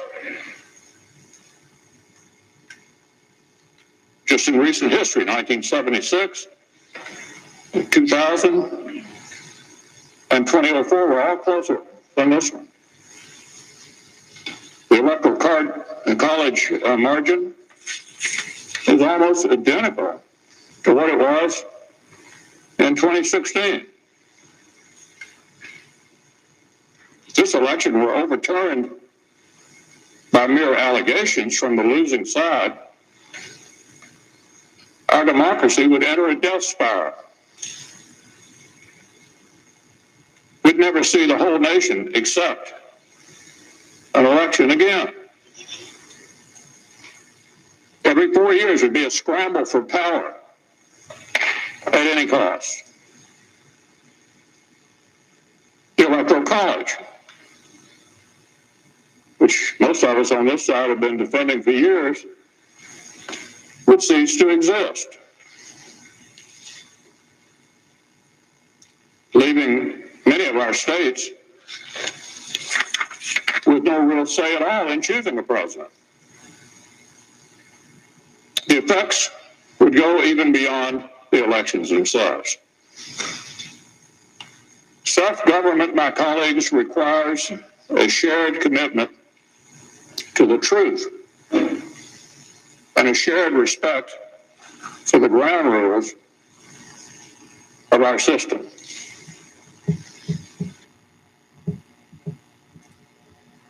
Well, he deserted the truth a long time ago.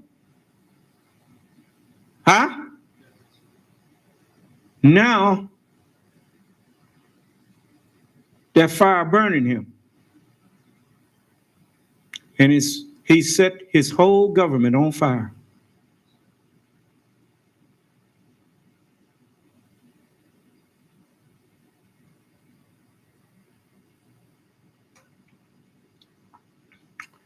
I don't care how great a constitution you have. Your constitution can't uphold itself any more than a sword can wield itself. A gun can't shoot itself. Huh?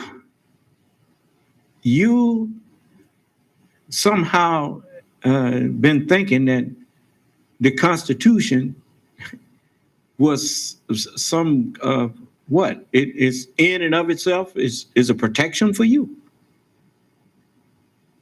It's only a protection for you if you uphold it. Get yourself on it, adhere to it, and uphold it. If you don't agree to abide by what's in it, it's just a worthless scrap of paper with writing on it. You done enshrined it in the I don't know if it's the Smithsonian or wherever. I mean, you making it worthless. You pervert it. Letting little rocks in the pockets, gangs get all over your country. That even the FBI told you that this nationalism, white nationalism and all of that stuff is one of the greatest threats to America today. And instead of you doing something about it, you give them license by calling them militias. That's not a militia. Because it's not well regulated. And if it's not well regulated, it's not a militia. If the government has no control over it, it's not a militia. Matter of fact, they say they got a right to overthrow the government.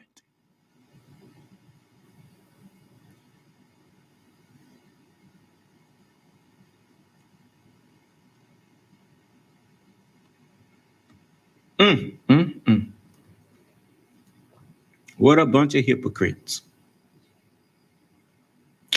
Anyway, I'm going to let you see something now. I mean, Mitch McConnell, he hurting now. But he brought that on himself.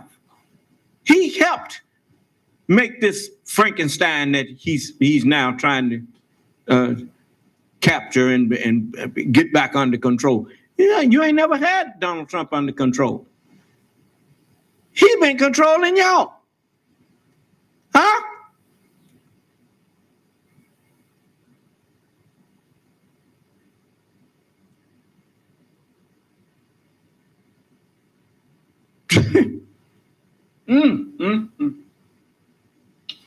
Let's see here.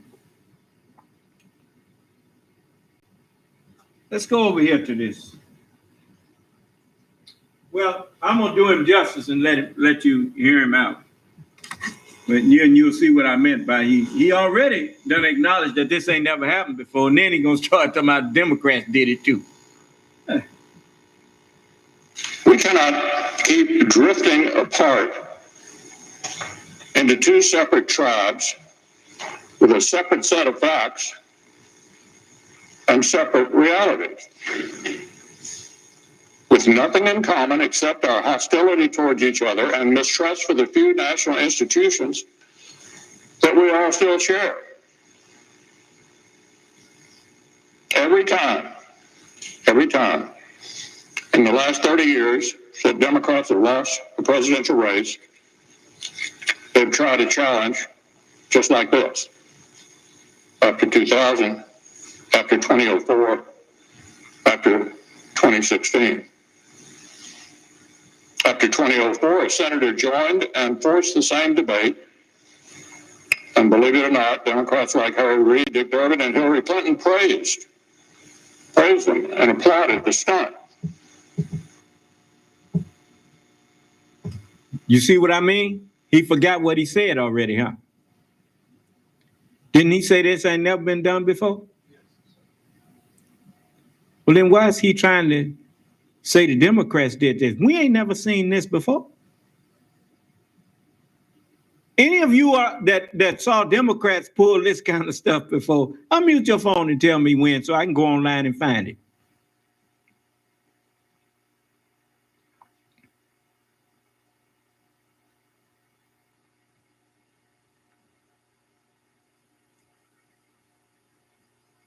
You see, trying to lie and misrepresent people to make yourself look better, it just makes you look worse.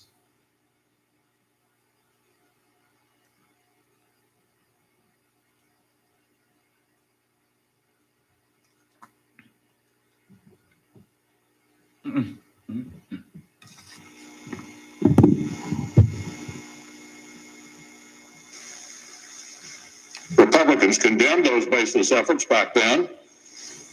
And we just spent 4 years condemning Democrats' shameful attacks on the validity of President Trump's own election.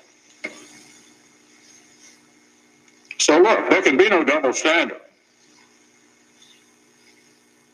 The media that is outraged today spent 4 years aiding and abetting Democrats' attacks on our institutions after they lost.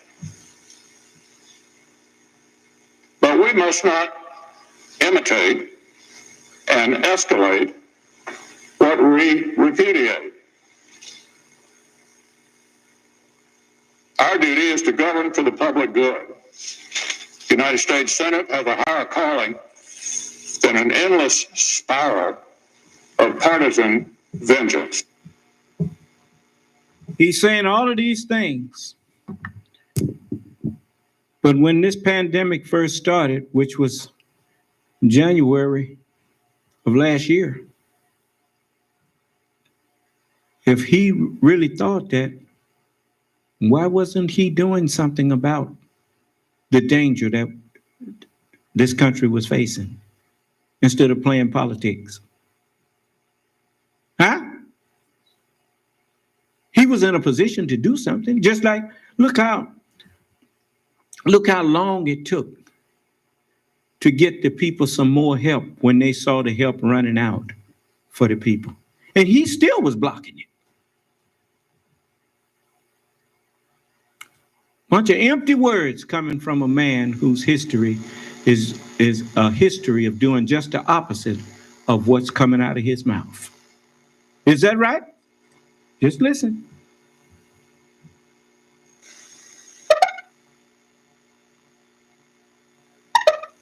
After they lost.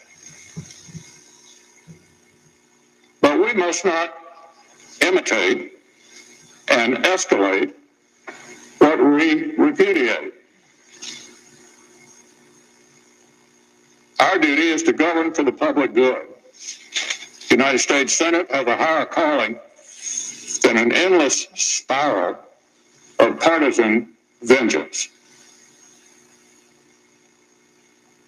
Congress will either override the voters, overrule them, the voters, the states, and the courts for the first time ever, or honor the people's decision. We'll either guarantee Democrats' delegitimizing efforts after 2016 become a permanent new routine for both sides, or declare that our nation deserves a lot better than this. We'll either hasten down a poisonous path where only the winners of election actually accept the results, or show we can still muster the patriotic courage that our forebears showed not only in victory but in defeat. The framers built the Senate to stop short-term passions from boiling over and melting the foundations of our republic. So I believe protecting our constitutional order requires respecting the limits of our own power. It would be unfair and wrong to disenfranchise American voters and overrule the courts and the states on this extraordinarily thin basis. And I will not pretend such a vote would be a harmless protest gesture while relying on others to do the right thing.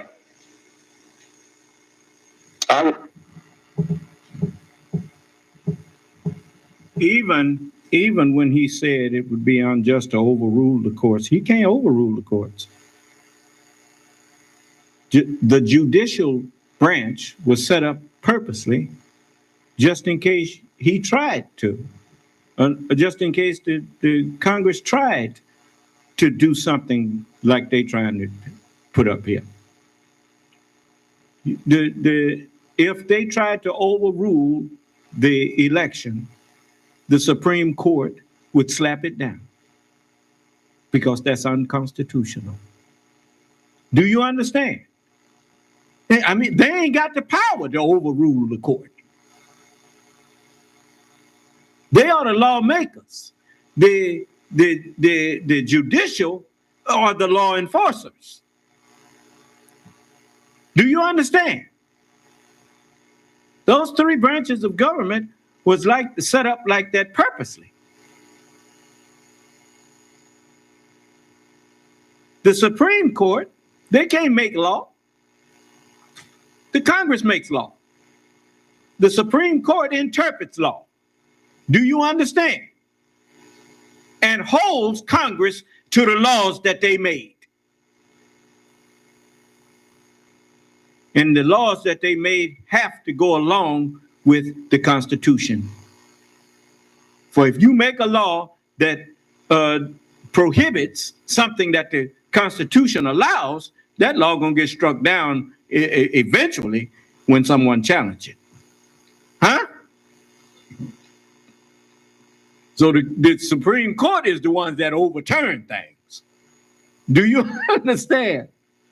So, and the Supreme Court already spoke that this election, none of them have any standing to try to overthrow or undermine the legitimate election that has been certified, especially certified by the states.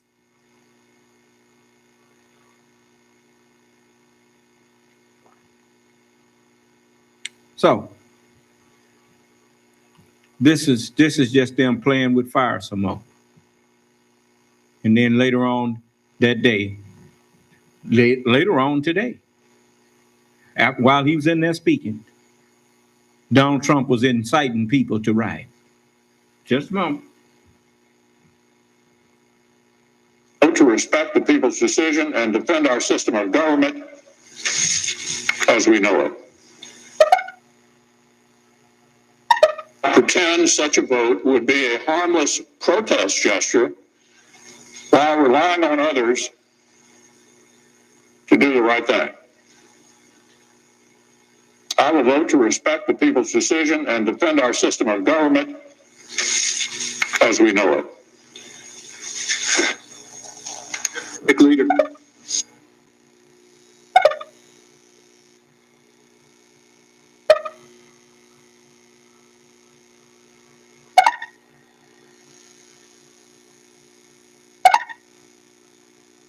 According to her, he has approved the use of National Guard. If you've seen any social media today, then you know a good many Americans are pointing out how this would have gone down in their view had these been Black Lives Matter protesters, had this been other people involved in another cause, as we just saw the better part of these last several months in so many venues around this country. And Nicole, this is now a Herculean task. They have to, speaking of your initial remarks about clear and hold the military strategy overseas, that's exactly what they have to do with this building. There have been pictures posted of one of the rioters in the chair presiding over the well of the Senate, rioters in congressional offices. They have to clear that entire building. And I think that's why this is now a national security story. It's gone 10 train stops past a political crisis and is now a national security crisis. It was pointed out to me that we don't right now know exactly where Vice President Pence are or where Speaker Pelosi are. They're numbers 2 and 3 in the important roles in the continuity of government of this country. We've got our elected officials in gas masks and laying down to avoid potential gunshots. The clearing of the Capitol is because one person with one weapon could do incredible harm. And so they're going to go room by room, closet by closet. And that's where these 3 national security officials said it is similar to a military operation. A Pentagon official, though, said to me, former Pentagon official said that it was probably important for Alyssa Slotkin or anyone else trying to get the National Guard to come and help to reach General Milley. That if you remember, we've all covered Donald Trump's shakeup and appointment of many political allies there. And so this person said the members probably had to reach General Milley before the National Guard could be activated. Rachel Maddow is with us. Rachel, I think everyone wants to hear your thoughts on what we're watching, but let me just throw out a couple more things that I've heard from national security officials that I talked to. They said right now ambassadors from other countries are drafting cables describing the scene in America in the nation's capital that looks more like Benghazi. This was the reporting that I have that I've been talking about, a scene that doesn't look like one we're familiar to seeing here in America. Yeah, one of the things that strikes me here, Nicole, is that oddly, one of the things I'm grateful for is that this is being well covered by news cameras, by C-SPAN cameras, by the cameras inside the Congress.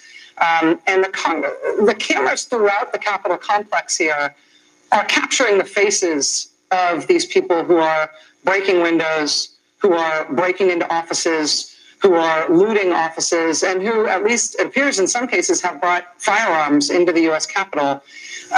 Merrick Garland is going to be the next Attorney General of the United States. Lisa Monaco will be his Deputy Attorney General. Vanita Gupta will be the Assistant Attorney General number 3 at the Justice Department.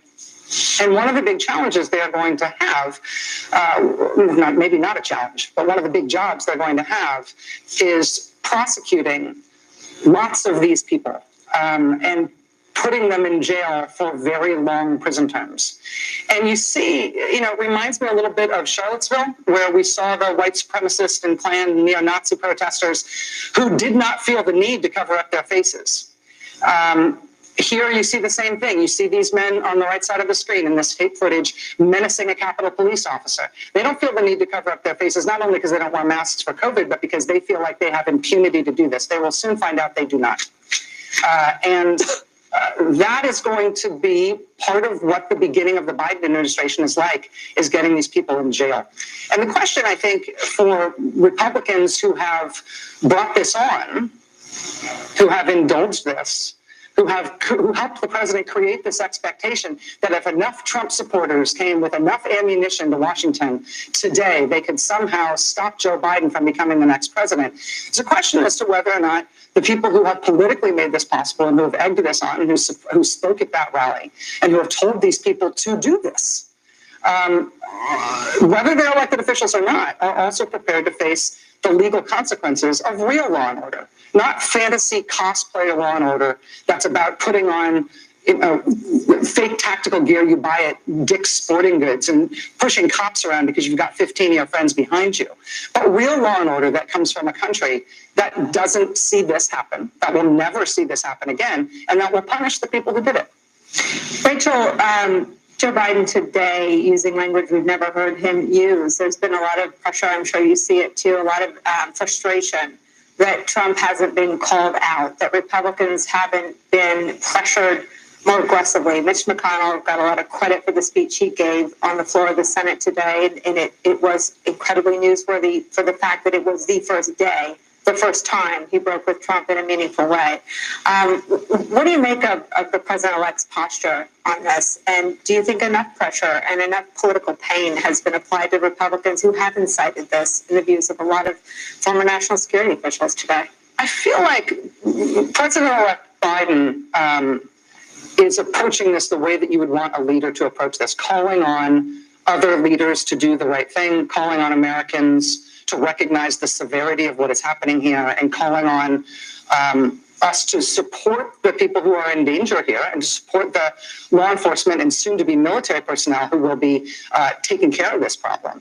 But I have to say, just as an observer, not only of today, but of what we saw leading up to this, the president's increasingly unhinged and untrammeled calling for something like this, his willingness to engage with, the calls by people like Mike Flynn, right, to put the military in the streets and to use force to redo the election and all that stuff. I feel like, as an observer of this, I don't much care what Donald Trump says right now. I don't much care what the Republicans who've caused this problem do to try to mitigate the impact of what they have done. This is a problem that will not be solved by Ted Cruz saying, "This isn't what I meant." This is not a problem that's going to be solved by Donald Trump saying, okay, come back tomorrow, or whatever mealy way that he could come up with this. This is a problem that will be solved by the police, and it looks increasingly like the military and the National Guard, physically reclaiming the Capitol building, and then the arrest and prosecution of everybody who carried this out, because this is a crime. And the people who instigated the crime will be held accountable for it. I do not believe that the people who instigated this crime are going to be the solution today. The solution today is the rest of us. The solution today is going to be the police and the National Guard who are going to be brought in to deal with criminals. That's what this is. You bring a gun into the U.S. Capitol, you smash glass, loot offices, break into Capitol buildings, set off gas. I mean, somebody's been shot. We don't know the circumstances of that. I mean, when that happens, the solution is not for Republicans to tone down their rhetoric or reverse their calls to incitement. I'm sort of done seeing their approach to American problems at this point. I think a whole lot of us are done. I want to add to our conversation Jay Johnson, former Secretary of Homeland Security during the Obama administration.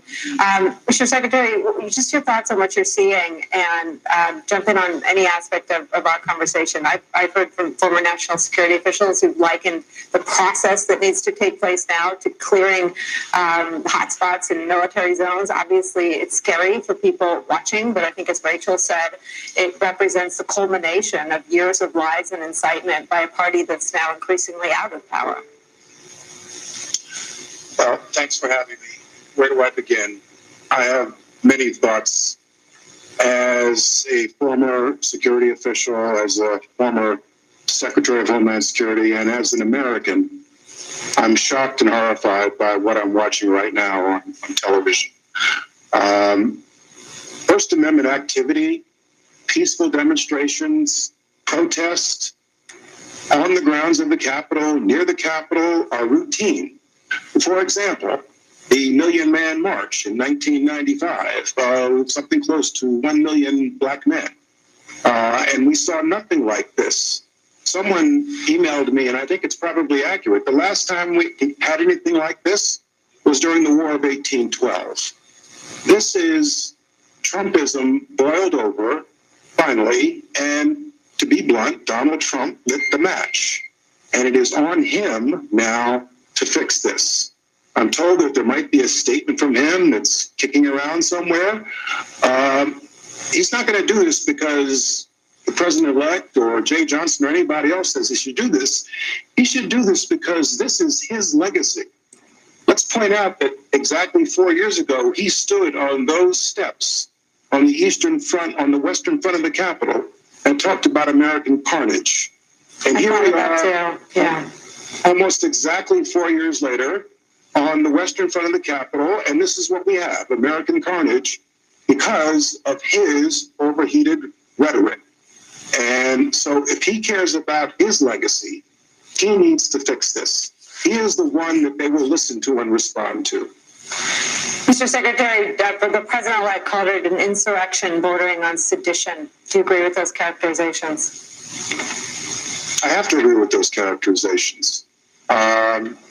Dozens, if not hundreds of people should be prosecuted for today's actions. When I look at the images of unscreened people with backpacks walking the halls of the U.S. Capitol, they need to be responsible, and those who encourage this need to be responsible. We've prosecuted people before for inciting violence, and we need to think about doing that here, whoever is responsible for this. And someone has to be held accountable for this. It's going to be days probably before the U.S. Capitol can get back to business. If you have all of those unscreened people roaming the halls of the U.S. Capitol, you can't just simply bring back members of Congress, the vice president, speaker, into that building. You've got to have canines go through the entire building to make sure it's safe to bring back senior government officials into our U.S. Capitol. What would you be doing if you were still in your old post as Secretary of Homeland Security? What should be happening to prepare for the inauguration of Joe Biden? Well, I know what happens to prepare for the inauguration because I did it 4 years ago. It takes months.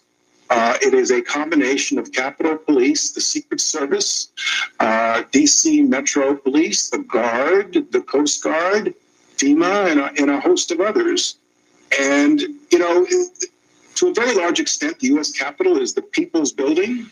We don't have a fence around it, but we are able to protect the perimeter of the U.S. Capitol if adequate security is put in place in advance. And so someone needs to ask the question, why didn't we anticipate this happening given what we heard leading up to today, given the rhetoric of our own president leading up to today? How did this flood occur so easily? As you said, it's something we will be, the questions that need to be answered. Someone suggested a 9/11 style commission after calm has been restored. And we should point out that the police do not have control of the United States Capitol right now. They are going through a process that Jay Johnson just described to our viewers of going room to room, closet to closet, making sure there's nobody inside who represents a threat to anybody who works there or visits that Capitol. And as you can see, everyone is very, very comfortable stationed outside. Jay Johnson, thank you for spending some time with us today. I'm going to toss it back.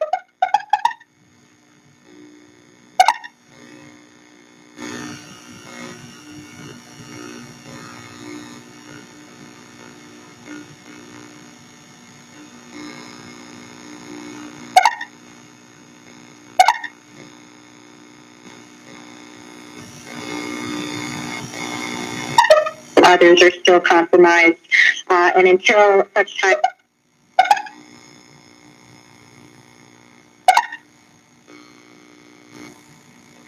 That is not uncommon here. And even the handoff between them and the Capitol Police isn't the kind of thing that should have caused this breakdown today that led to the situation where so many people were able to get into the Capitol.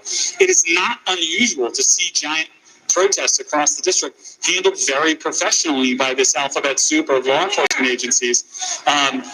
What happened today is just an incredibly unusual breakdown, and it's going to need to be thoroughly investigated. It's just not normal. These law enforcement agencies have too much experience with events just like this all the time.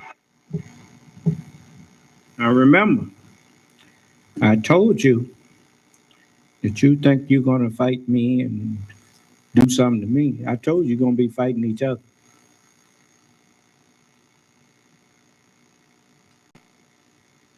The Honorable Elijah Muhammad told you before I got here what you could expect.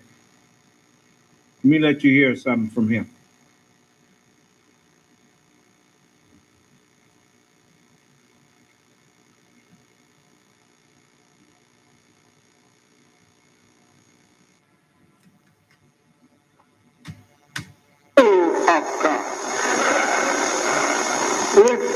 That you and me do his will.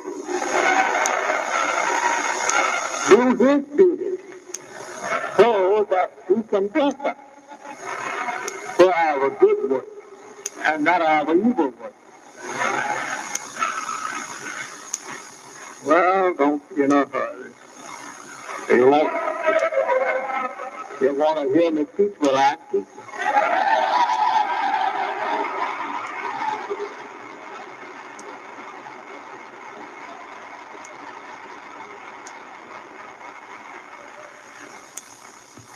have arrived to the time where, whether you believe it or not, that the will of God will be done now.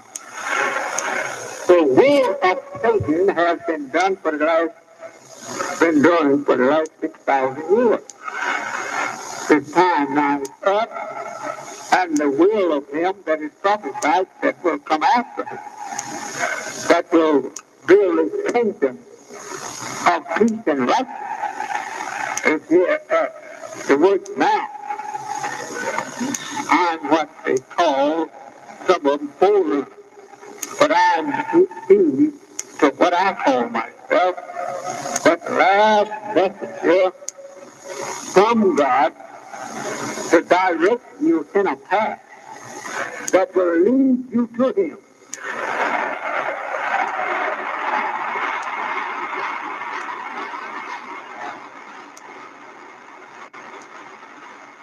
And that you will be saved from the destruction that is out there knocking on the door.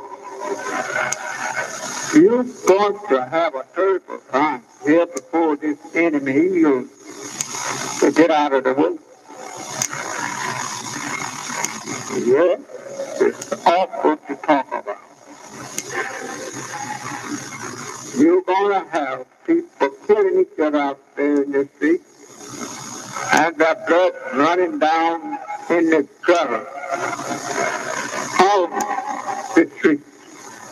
Now, pretty soon it could happen tonight, because the time is here. You're going to have people killing each other out there in the street, and the blood running down in the gutter of the street. Now, pretty soon it could happen tonight, because the time is here. Be you careful. Don't forget that it is time that you go to yoga. He don't ask you for nothing of the past. Just accept your on now, and he will forget our past.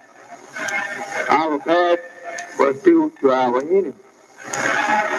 Therefore, we is forgiven for what the enemy blinded us with, and now he opening our eyes to see what the enemy looks like. And listen, see what he's saying. He don't invite you to know right. He invites you to evil. They play all evil and filthy music day and night to attract your attention to that. He knows that he has misled you, and that he wants to keep you with it until the Lord destroys him, so you can be destroyed with it. I'm referring only to the blue-eyed potato. The open and real enemy devil against black people. He don't love you, and he hates me to the utmost. But he can't do nothing about it.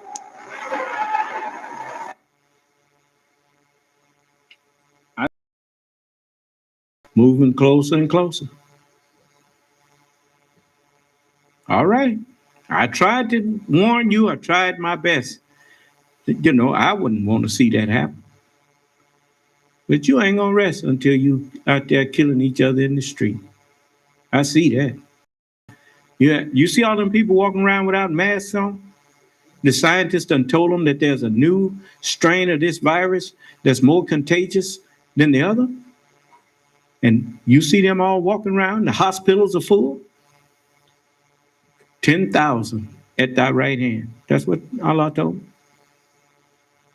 That's how you're going to be seeing people die pretty soon. Tens of thousands. When Allah want to get rid of you, he know how to get rid of you. And as he said, we must all stand before the judgment seat of Christ, that every man might have done in his body according to that which he have done. And before him went the pestilence. Huh? And bring all those mine enemies that would not that I should reign over them, and slay them before me.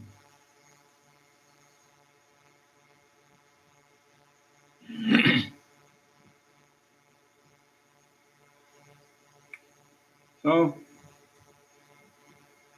I tried to reach you, but you just wouldn't listen. Okay.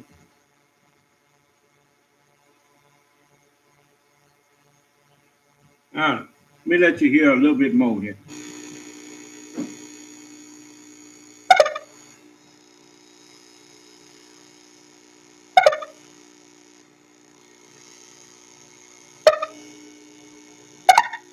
And we only know so much.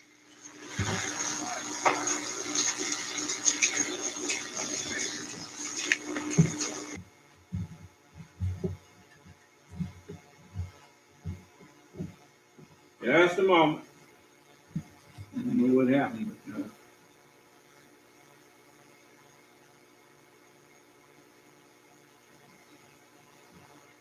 Some officers have been injured. That is not surprising given these scenes that we have seen. There appears to have been a slow, I don't want to say slow response, but it appears to be sort of out of ratio, a smaller response than you would expect in terms of the National Guard, in terms of teams being on standby, given the scale of the threat that was sort of obvious, given the incitement towards these events today. In terms of your reporting, is there any consternation, worry, ongoing worry about the scale of the law enforcement response to try to handle this? Well, it looks like the Capitol was very easily overrun. It was overrun far more quickly than I think people thought it would be.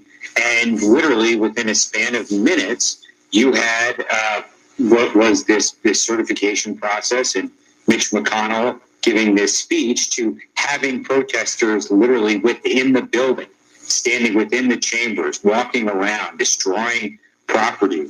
Staffers, including one that I spoke to, hiding out, trying to find any place that they can to take refuge because they didn't know where they could go in the building, or whether if they left the building, they would be attacked themselves. So they found themselves, barricading in offices randomly throughout the Capitol. So obviously the security failed.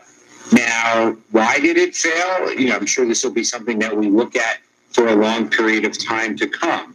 But whatever it was, there was a really important event that was supposed to happen today, and it didn't happen because we couldn't secure, the most important building in the country today. And the president had a role in inciting that violence. And that's sort of where we are. Mike, you said the president had a role in inciting violence. I talked to 3 former national security officials, one who worked for Donald Trump, who said the same thing. He hasn't stopped. He issued a video today full of the same lies that incited the passions that fueled the people who are still at the Capitol right now. What does the reporting picture look like in terms of trying to contain Trump, who's now a national security threat to this country? Well, our reporting shows that the president really did not want to go along with doing anything to put this down. And our reporting even shows that when they had the Pentagon had to figure out to send in these National Guard troops, it doesn't even look like they talked to Trump. They talked to Pence. And they talked to the congressional leadership, and that the president wasn't apparently part of those discussions. The president today then going out in this video, which he at first didn't want to give, saying, spending a lot of the time talking about the specious claims of voter fraud and how the election was stolen, the actual things you're pointing out that is inciting these individuals to go ahead and storm the Capitol. Not really letting off the gas that much, telling his supporters that he loves them, and saying that they should be peaceful, but continuing to go on and on on this same refrain that Mitch McConnell said today is completely baseless. Nicole, Mike, let me jump in there and just add to this. President Trump just tweeted, "These are the things and events that happen when a sacred landslide election victory is so unceremoniously and viciously stripped away from great patriots who have been badly and unfairly treated for so long." Then he says, "Go home with love and in peace, remember this day forever." But he's telling them that this is their justified response to a terrible injustice, and they're excellent people, and this is to be expected. Look, their argument is that the country is being stolen away from them, and they have to go and try and save it. I mean, and that's, I guess, what they believe, or they've come to believe. No, they don't believe that. See, that's where I fault you in the news media. Why do you keep pretending that you think these people believe what they are doing? They don't believe that. These people believe in anarchy. As the book's anarchy means no government at all. That's what they believe in. And they use this lie as an excuse. We taking our country back. Most of them was flying Confederate flags. Huh? Well, what do you mean you taking your country back if you flying a Confederate flag? What do you mean? How do you? What do you mean your country back?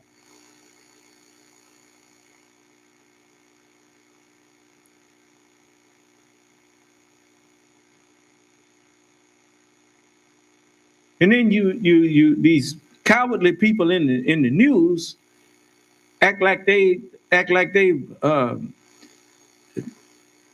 can't see what's really going on. You see what's going on. These people trying to destroy your government.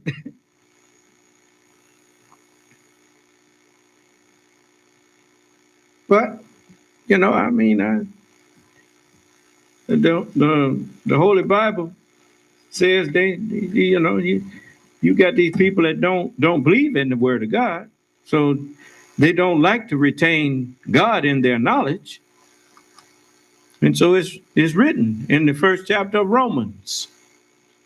Ain't that something? Paul's letter to the Romans, huh? With the senators and the Caesars and all of these things. Romans. It says, and even, this is the 28th verse of the first chapter, and even as they did not like to retain God in their knowledge, they didn't like to retain truth in their knowledge. God gave them over to a reprobate mind to do those things which are not convenient, like not wearing a mask during a pandemic. I didn't hear you. When something is not convenient, it's not good for you. Is that right?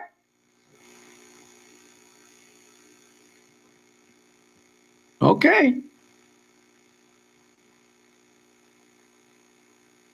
Being filled with all unrighteousness, make to yourselves friends of the mammon of unrighteousness, that when you fail to gain peace by it, they may receive you into everlasting habitations, meaning into theology and the understanding of the Holy Scriptures, so that you will have a complete mind instead of a half a mind. Huh? But they filled with all unrighteousness. 2 Corinthians. Huh? A man holding the Bible up upside down. Remember that? Okay, I mean, what?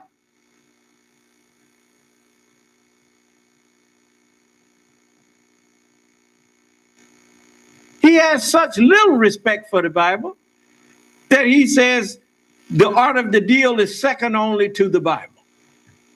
Huh? Well, that's the statement of a devil.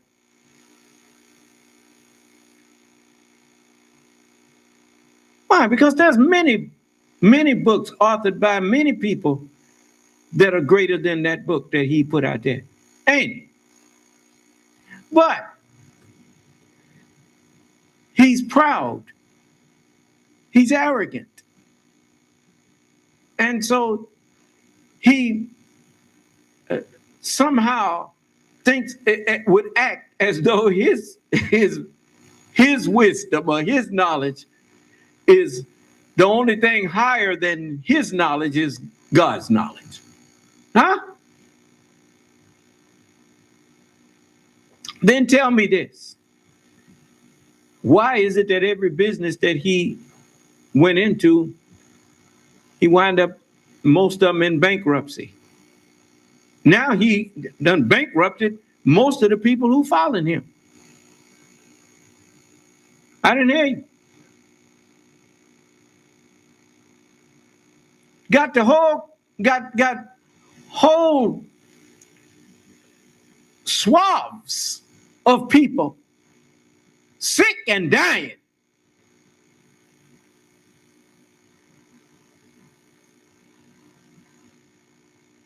And you still got sycophants like these walking around here without masks on, infecting themselves and infecting others.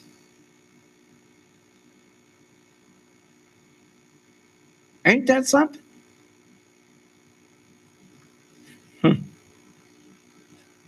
The Holy Quran, where the Bible says God turned them over to a reprobate mind, the Holy Quran says it in a different way. It says in chapter 2, it says,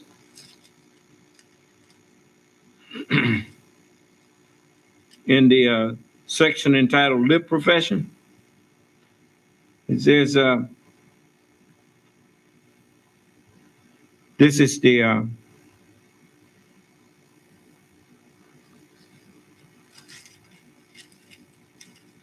going to start at the, this is for all of you evangelicals out there and people who've been claiming you believe in God. It's called, section 2 is called Lip Profession. You know, like Jesus said, this people draw nigh unto me and honor me with their lips, but their hearts are far from me. Huh? The Holy Quran says, and there are some people who say we believe in Allah and the last day or Sabbath day, and they are not believers. They seek to deceive Allah and those who believe, and they deceive only themselves, and they perceive not. Remember, Allah said he would send them strong delusion. What is delusion? Self-deception, huh? And they deceive only themselves, and they perceive not. In their hearts is a disease. So Allah increases their disease. Wickedness, desire for evil things, the love of money. That's a disease that once it takes root in your heart, it leads you to nothing but evil. So it says, as is written, the love of money is the root that has no good in it. It's nothing but, it's all evil. In their hearts is a disease. So Allah increases their disease. And for them is a painful chastisement because they lie. And when it is said to them, make not mischief in the land, they say, we are but peacemakers.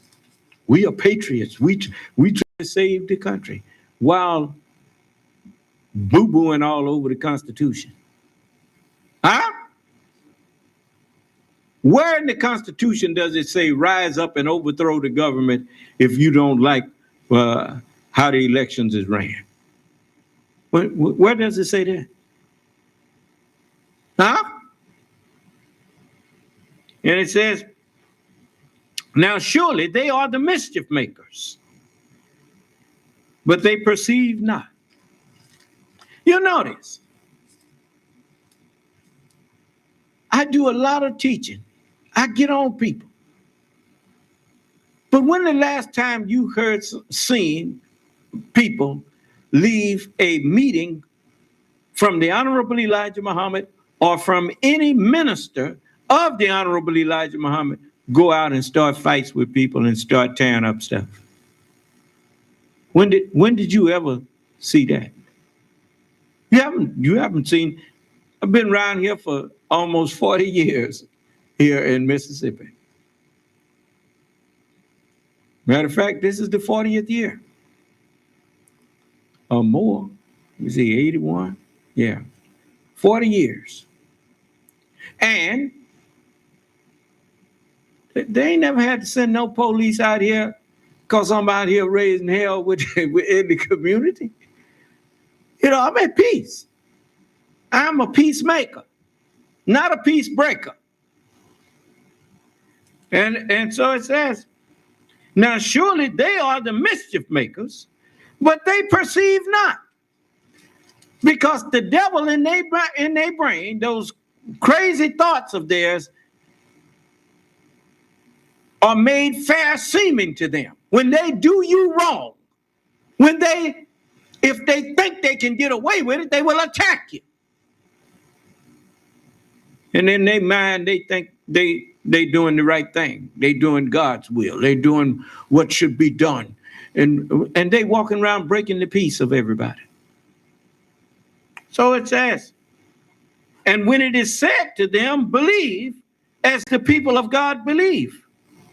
If you are indeed one of the people of God, they say, shall we believe as the fools believe? Well, which messenger of God did the people not call a fool?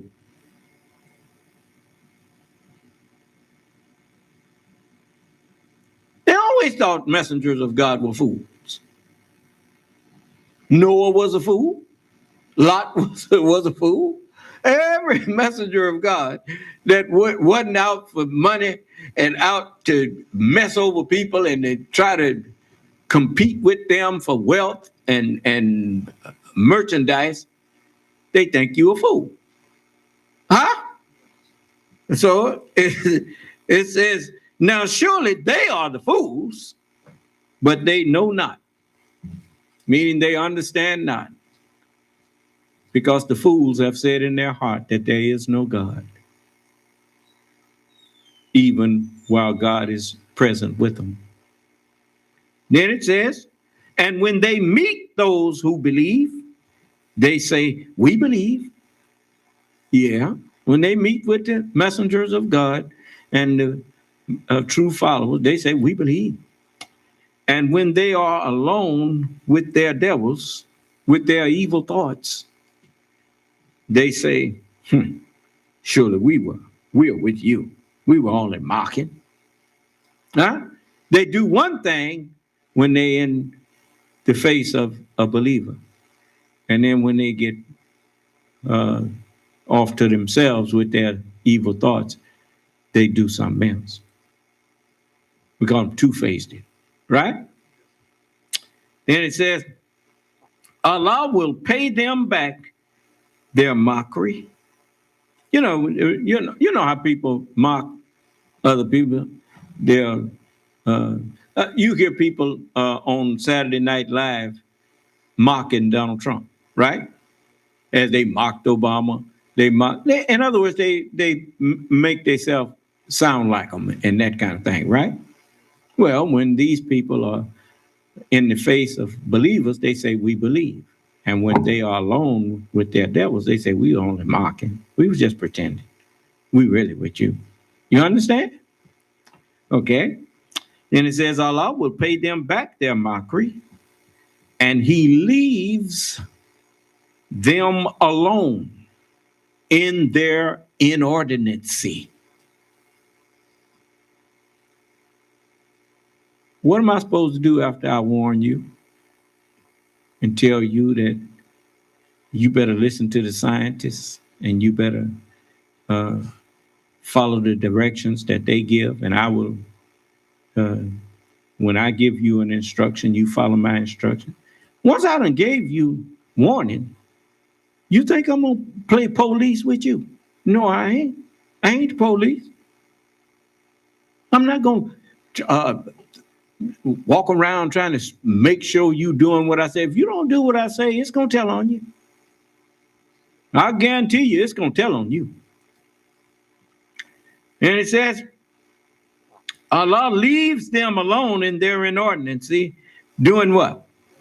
Blindly wandering on. What them people doing out there in the streets in the middle of scientists warning them that it's a strain of that virus here that's more, how much? Much 50% more contagious than the original one. Huh? And they walking around here. You can see a lot of them are overweight, fat and overweight, got high blood pressure. Some of them, they already got comorbidities. I think that's what they call them. Huh? They already got issues. Last thing they need is that virus getting inside of them. Okay. All right. Didn't I tell them not to go? All right. I did tell them not to go. No, don't say I didn't. I remember specifically telling you, don't go. All right. Man, it's some terrible stuff happening. These are they who buy error. You know what error is? How many times have you said, look, man, I ain't buying that. You said such and so and such and so. No, I don't buy that. Right? Okay, I'm trying to let you understand what buy means. That means believe, right? Okay. These are they who buy error. You know what error is?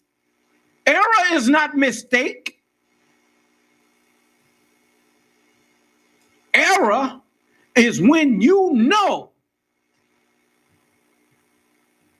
the right thing and you choose to not do it.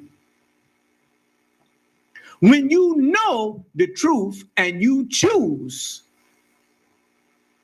to lie, like Donald Trump doing. And so the rest of them that's going along with it, they buy error for guidance. Huh? Yeah. As I said, these are they who buy error for guidance. I just got a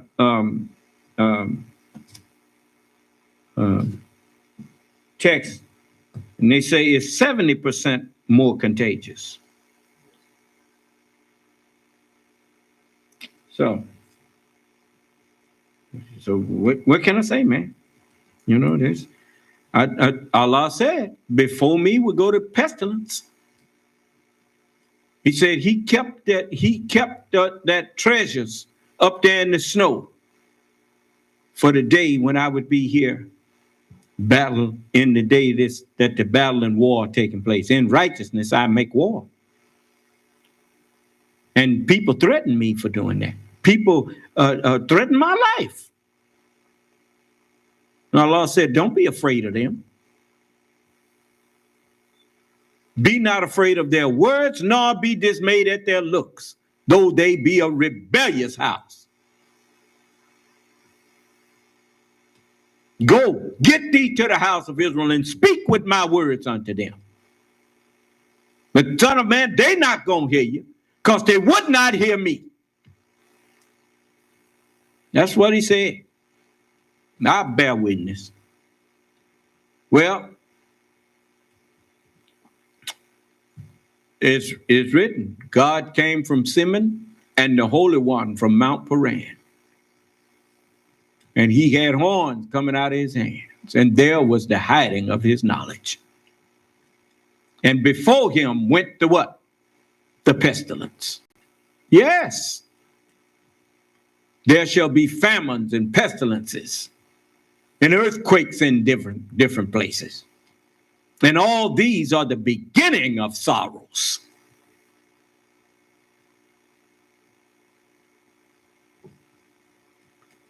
So you just come on in here and be disrespectful. I got something for you.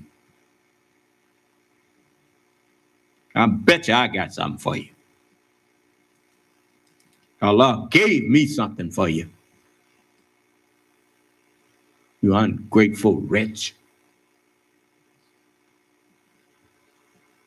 These are they who buy error for guidance, so their bargain brings no gain, nor are they rightly guided.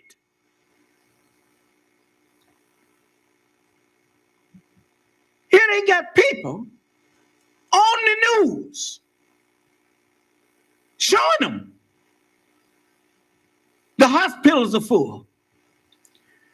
In California, they're calling paramedics and telling them, look, if you can't determine that those people can be saved, if you see that it's beyond, they done seen enough people die from it, so they not really just giving them orders to let people die.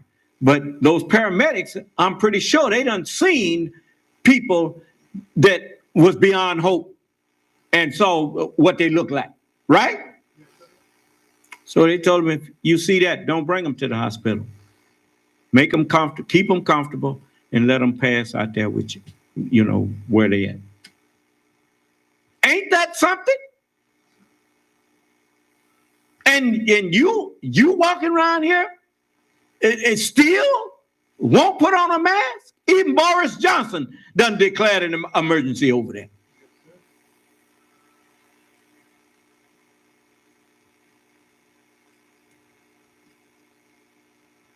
I'll say this about him. He ain't crazy. He might have been hard-headed, but he ain't crazy. And he obviously cares about the people in the UK.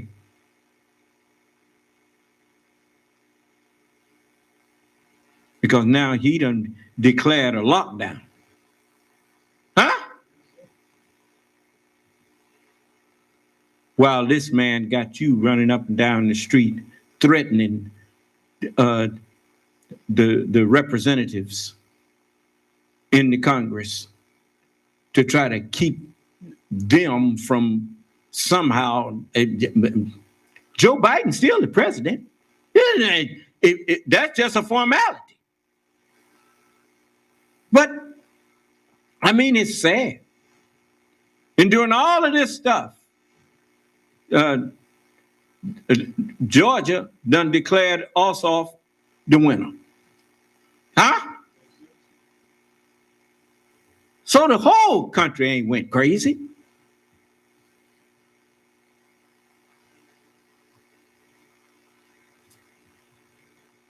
So, I mean, their parable is as the parable of one who kindles a fire. Huh? Their parable is as the parable of one who kindles a fire, but when it illumines all around him, Allah takes away their light and leaves them in ignorance, in darkness, and they cannot see. Huh?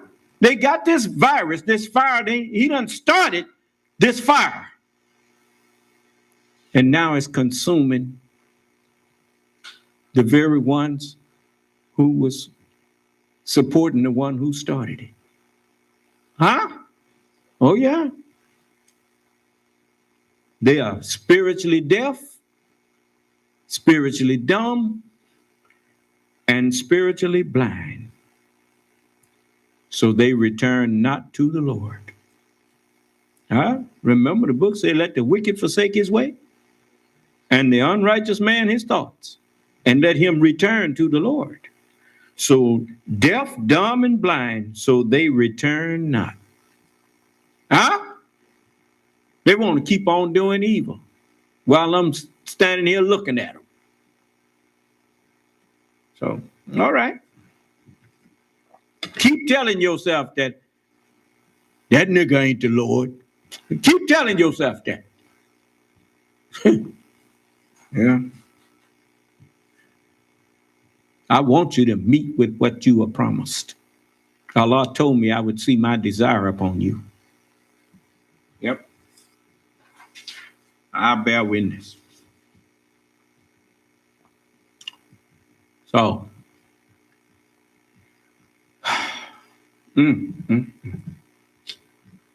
well,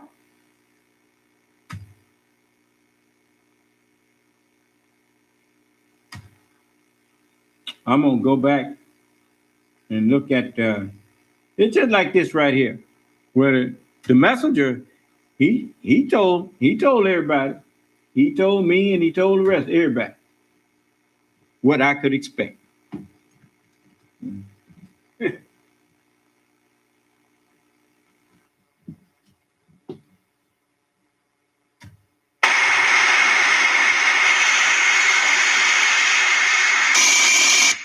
Elijah must first come. He raises himself up in the book of Kings of the Bible, and he follows it through to the Revelation. Disciples of Jesus there,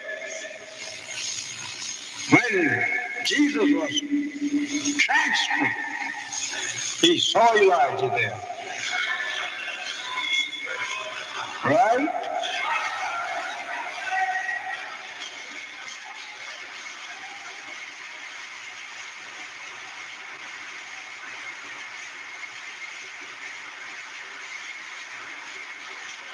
Hail them, Son of Man, but they won't believe you because they would not hear me. You remember the messenger said? He said, so I'm going to turn them over to Elijah. He said, if you don't believe in me, he said, you won't hear me. He said, Allah won't accept you. Huh? No. Minute you start calling the Honorable Elijah Muhammad a lie, or calling Jesus a lie, or calling any of the messengers of God a lie, me and you through talking. If you don't accept them, I don't accept you. You hear me? Well, me and them, we are one. I remember I asked the people of Georgia to give Joe Biden, I was hoping that they would give him those 2 Senate seats, and they gave them to him. And I thank Allah for putting it in their heart and putting it in the hearts of those who oversee the election to deal justly and let the votes be counted by everyone who voted. And I'm glad of that. So this song is for them.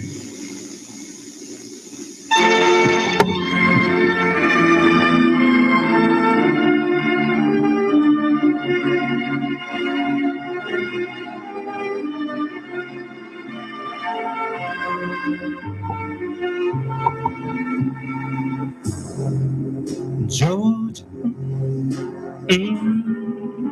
Georgia, you turn yourself blue, and this is an old sweet song after election day. You on my mind. I said, now Georgia, Georgia, I've revised this song for you. It came to me so clear as moonlight at night through the pine.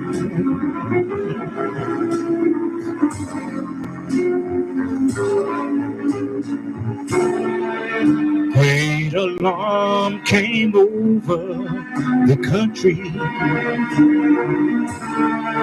Fear for freedom, justice, and equality.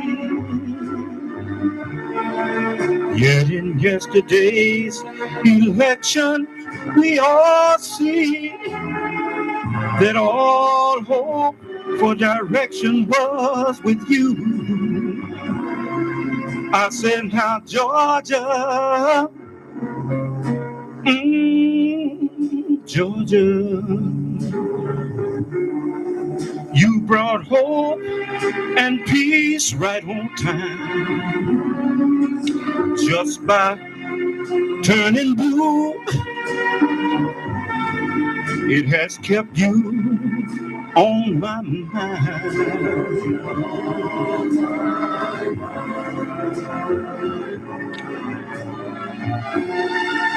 People with lies reached out unto thee with threats and fake smiles to deceive. But you stood by your election integrity and acknowledged a red transformation to blue. Ooh, Georgia, oh, Georgia, your election brought hope and peace in many minds. So this song is so true that Georgia is on our mind.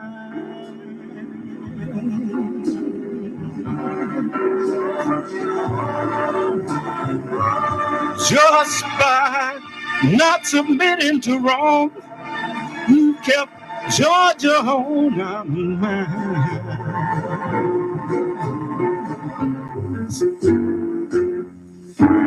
Thank you, Georgia. Yeah. So now we have a president that is worthy of our support in both meanings of the word. A president that we don't have to wonder what kind of president he will be, because we had 8 years to watch him in an administration that truly cared about the United States.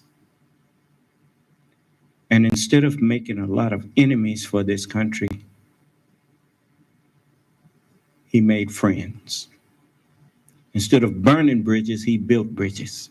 He helped build bridges. And when he says a thing, it's not a lie. Even if it's a mistake, he does not just stand up and just look at us and lie to us. And he deserves our support. And I'm going to give him mine. Him and his vice president, Ms. Kamala Harris. They're going to need all of the support of people of goodwill. People of goodwill is just another way of saying people who will to do good things.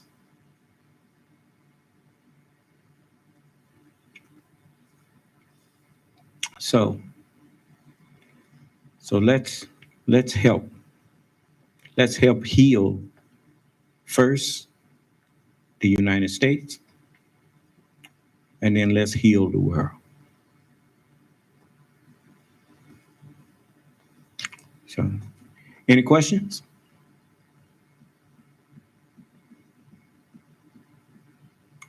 then I'm going to let you go. It's about 3 minutes to 11. So I'm going to use my last 3 minutes up. What is it? Unmute. I'm glad too, son of man. Obama, not Obama, but Joe Biden and Kamala Harris, they needed them two senators. I'm glad too. Yes. All people of goodwill are glad. I think Mr. Ossoff and Mr. Warnock, Reverend Warnock, I think they will do what is right. At least they will attempt to do what is right. And that's all you can ask out of anyone, is that they at least try to do what is right. I tell people all of the time, if you can say you did your best, then you have no apologies to make if your best wasn't good enough. Because when a person has did the best that they could, you don't have any right to expect any more out of them than their best. So, Assalamu alaikum, son of man. may wa alaikum Allah salam. Happy New Year to you. Same to you, babe, brother. Yes, sir. I'd like to ask you your opinion on what you thought of the case of the brother name just got shot in the back, and they let the police officer go in St. Louis. Well, brother to brother, you know what I think about it. I think that was a cowardly act on their part.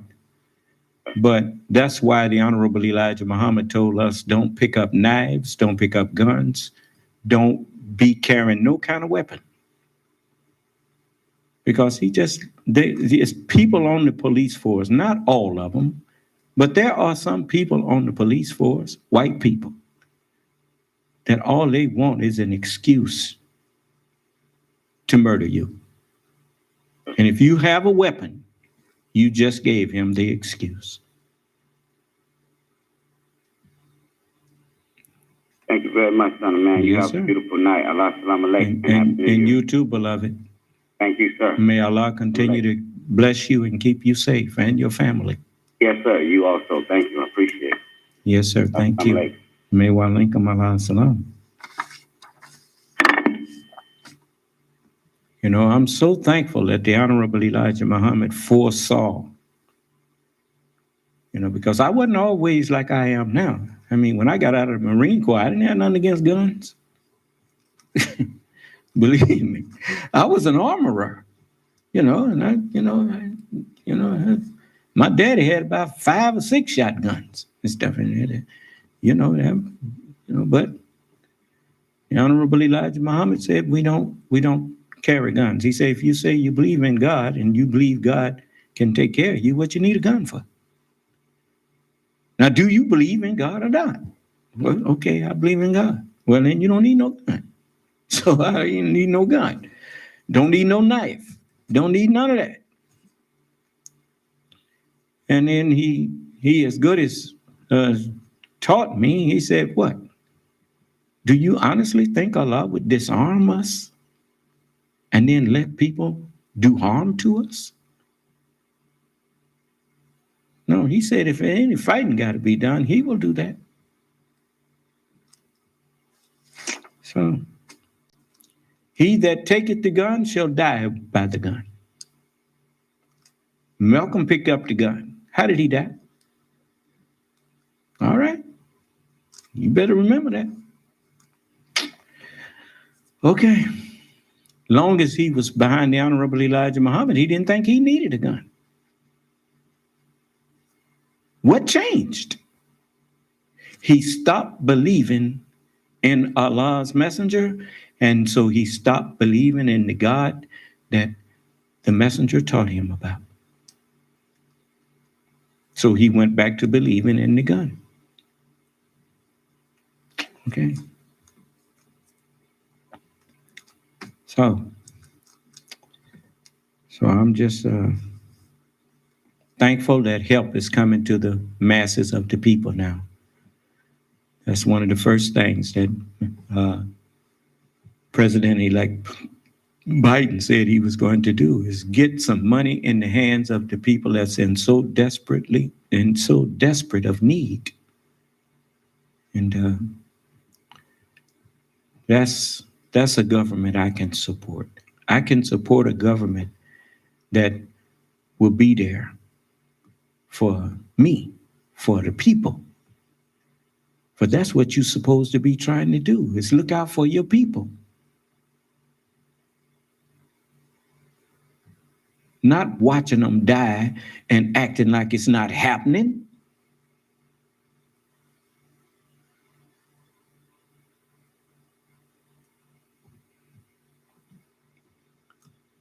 Okay.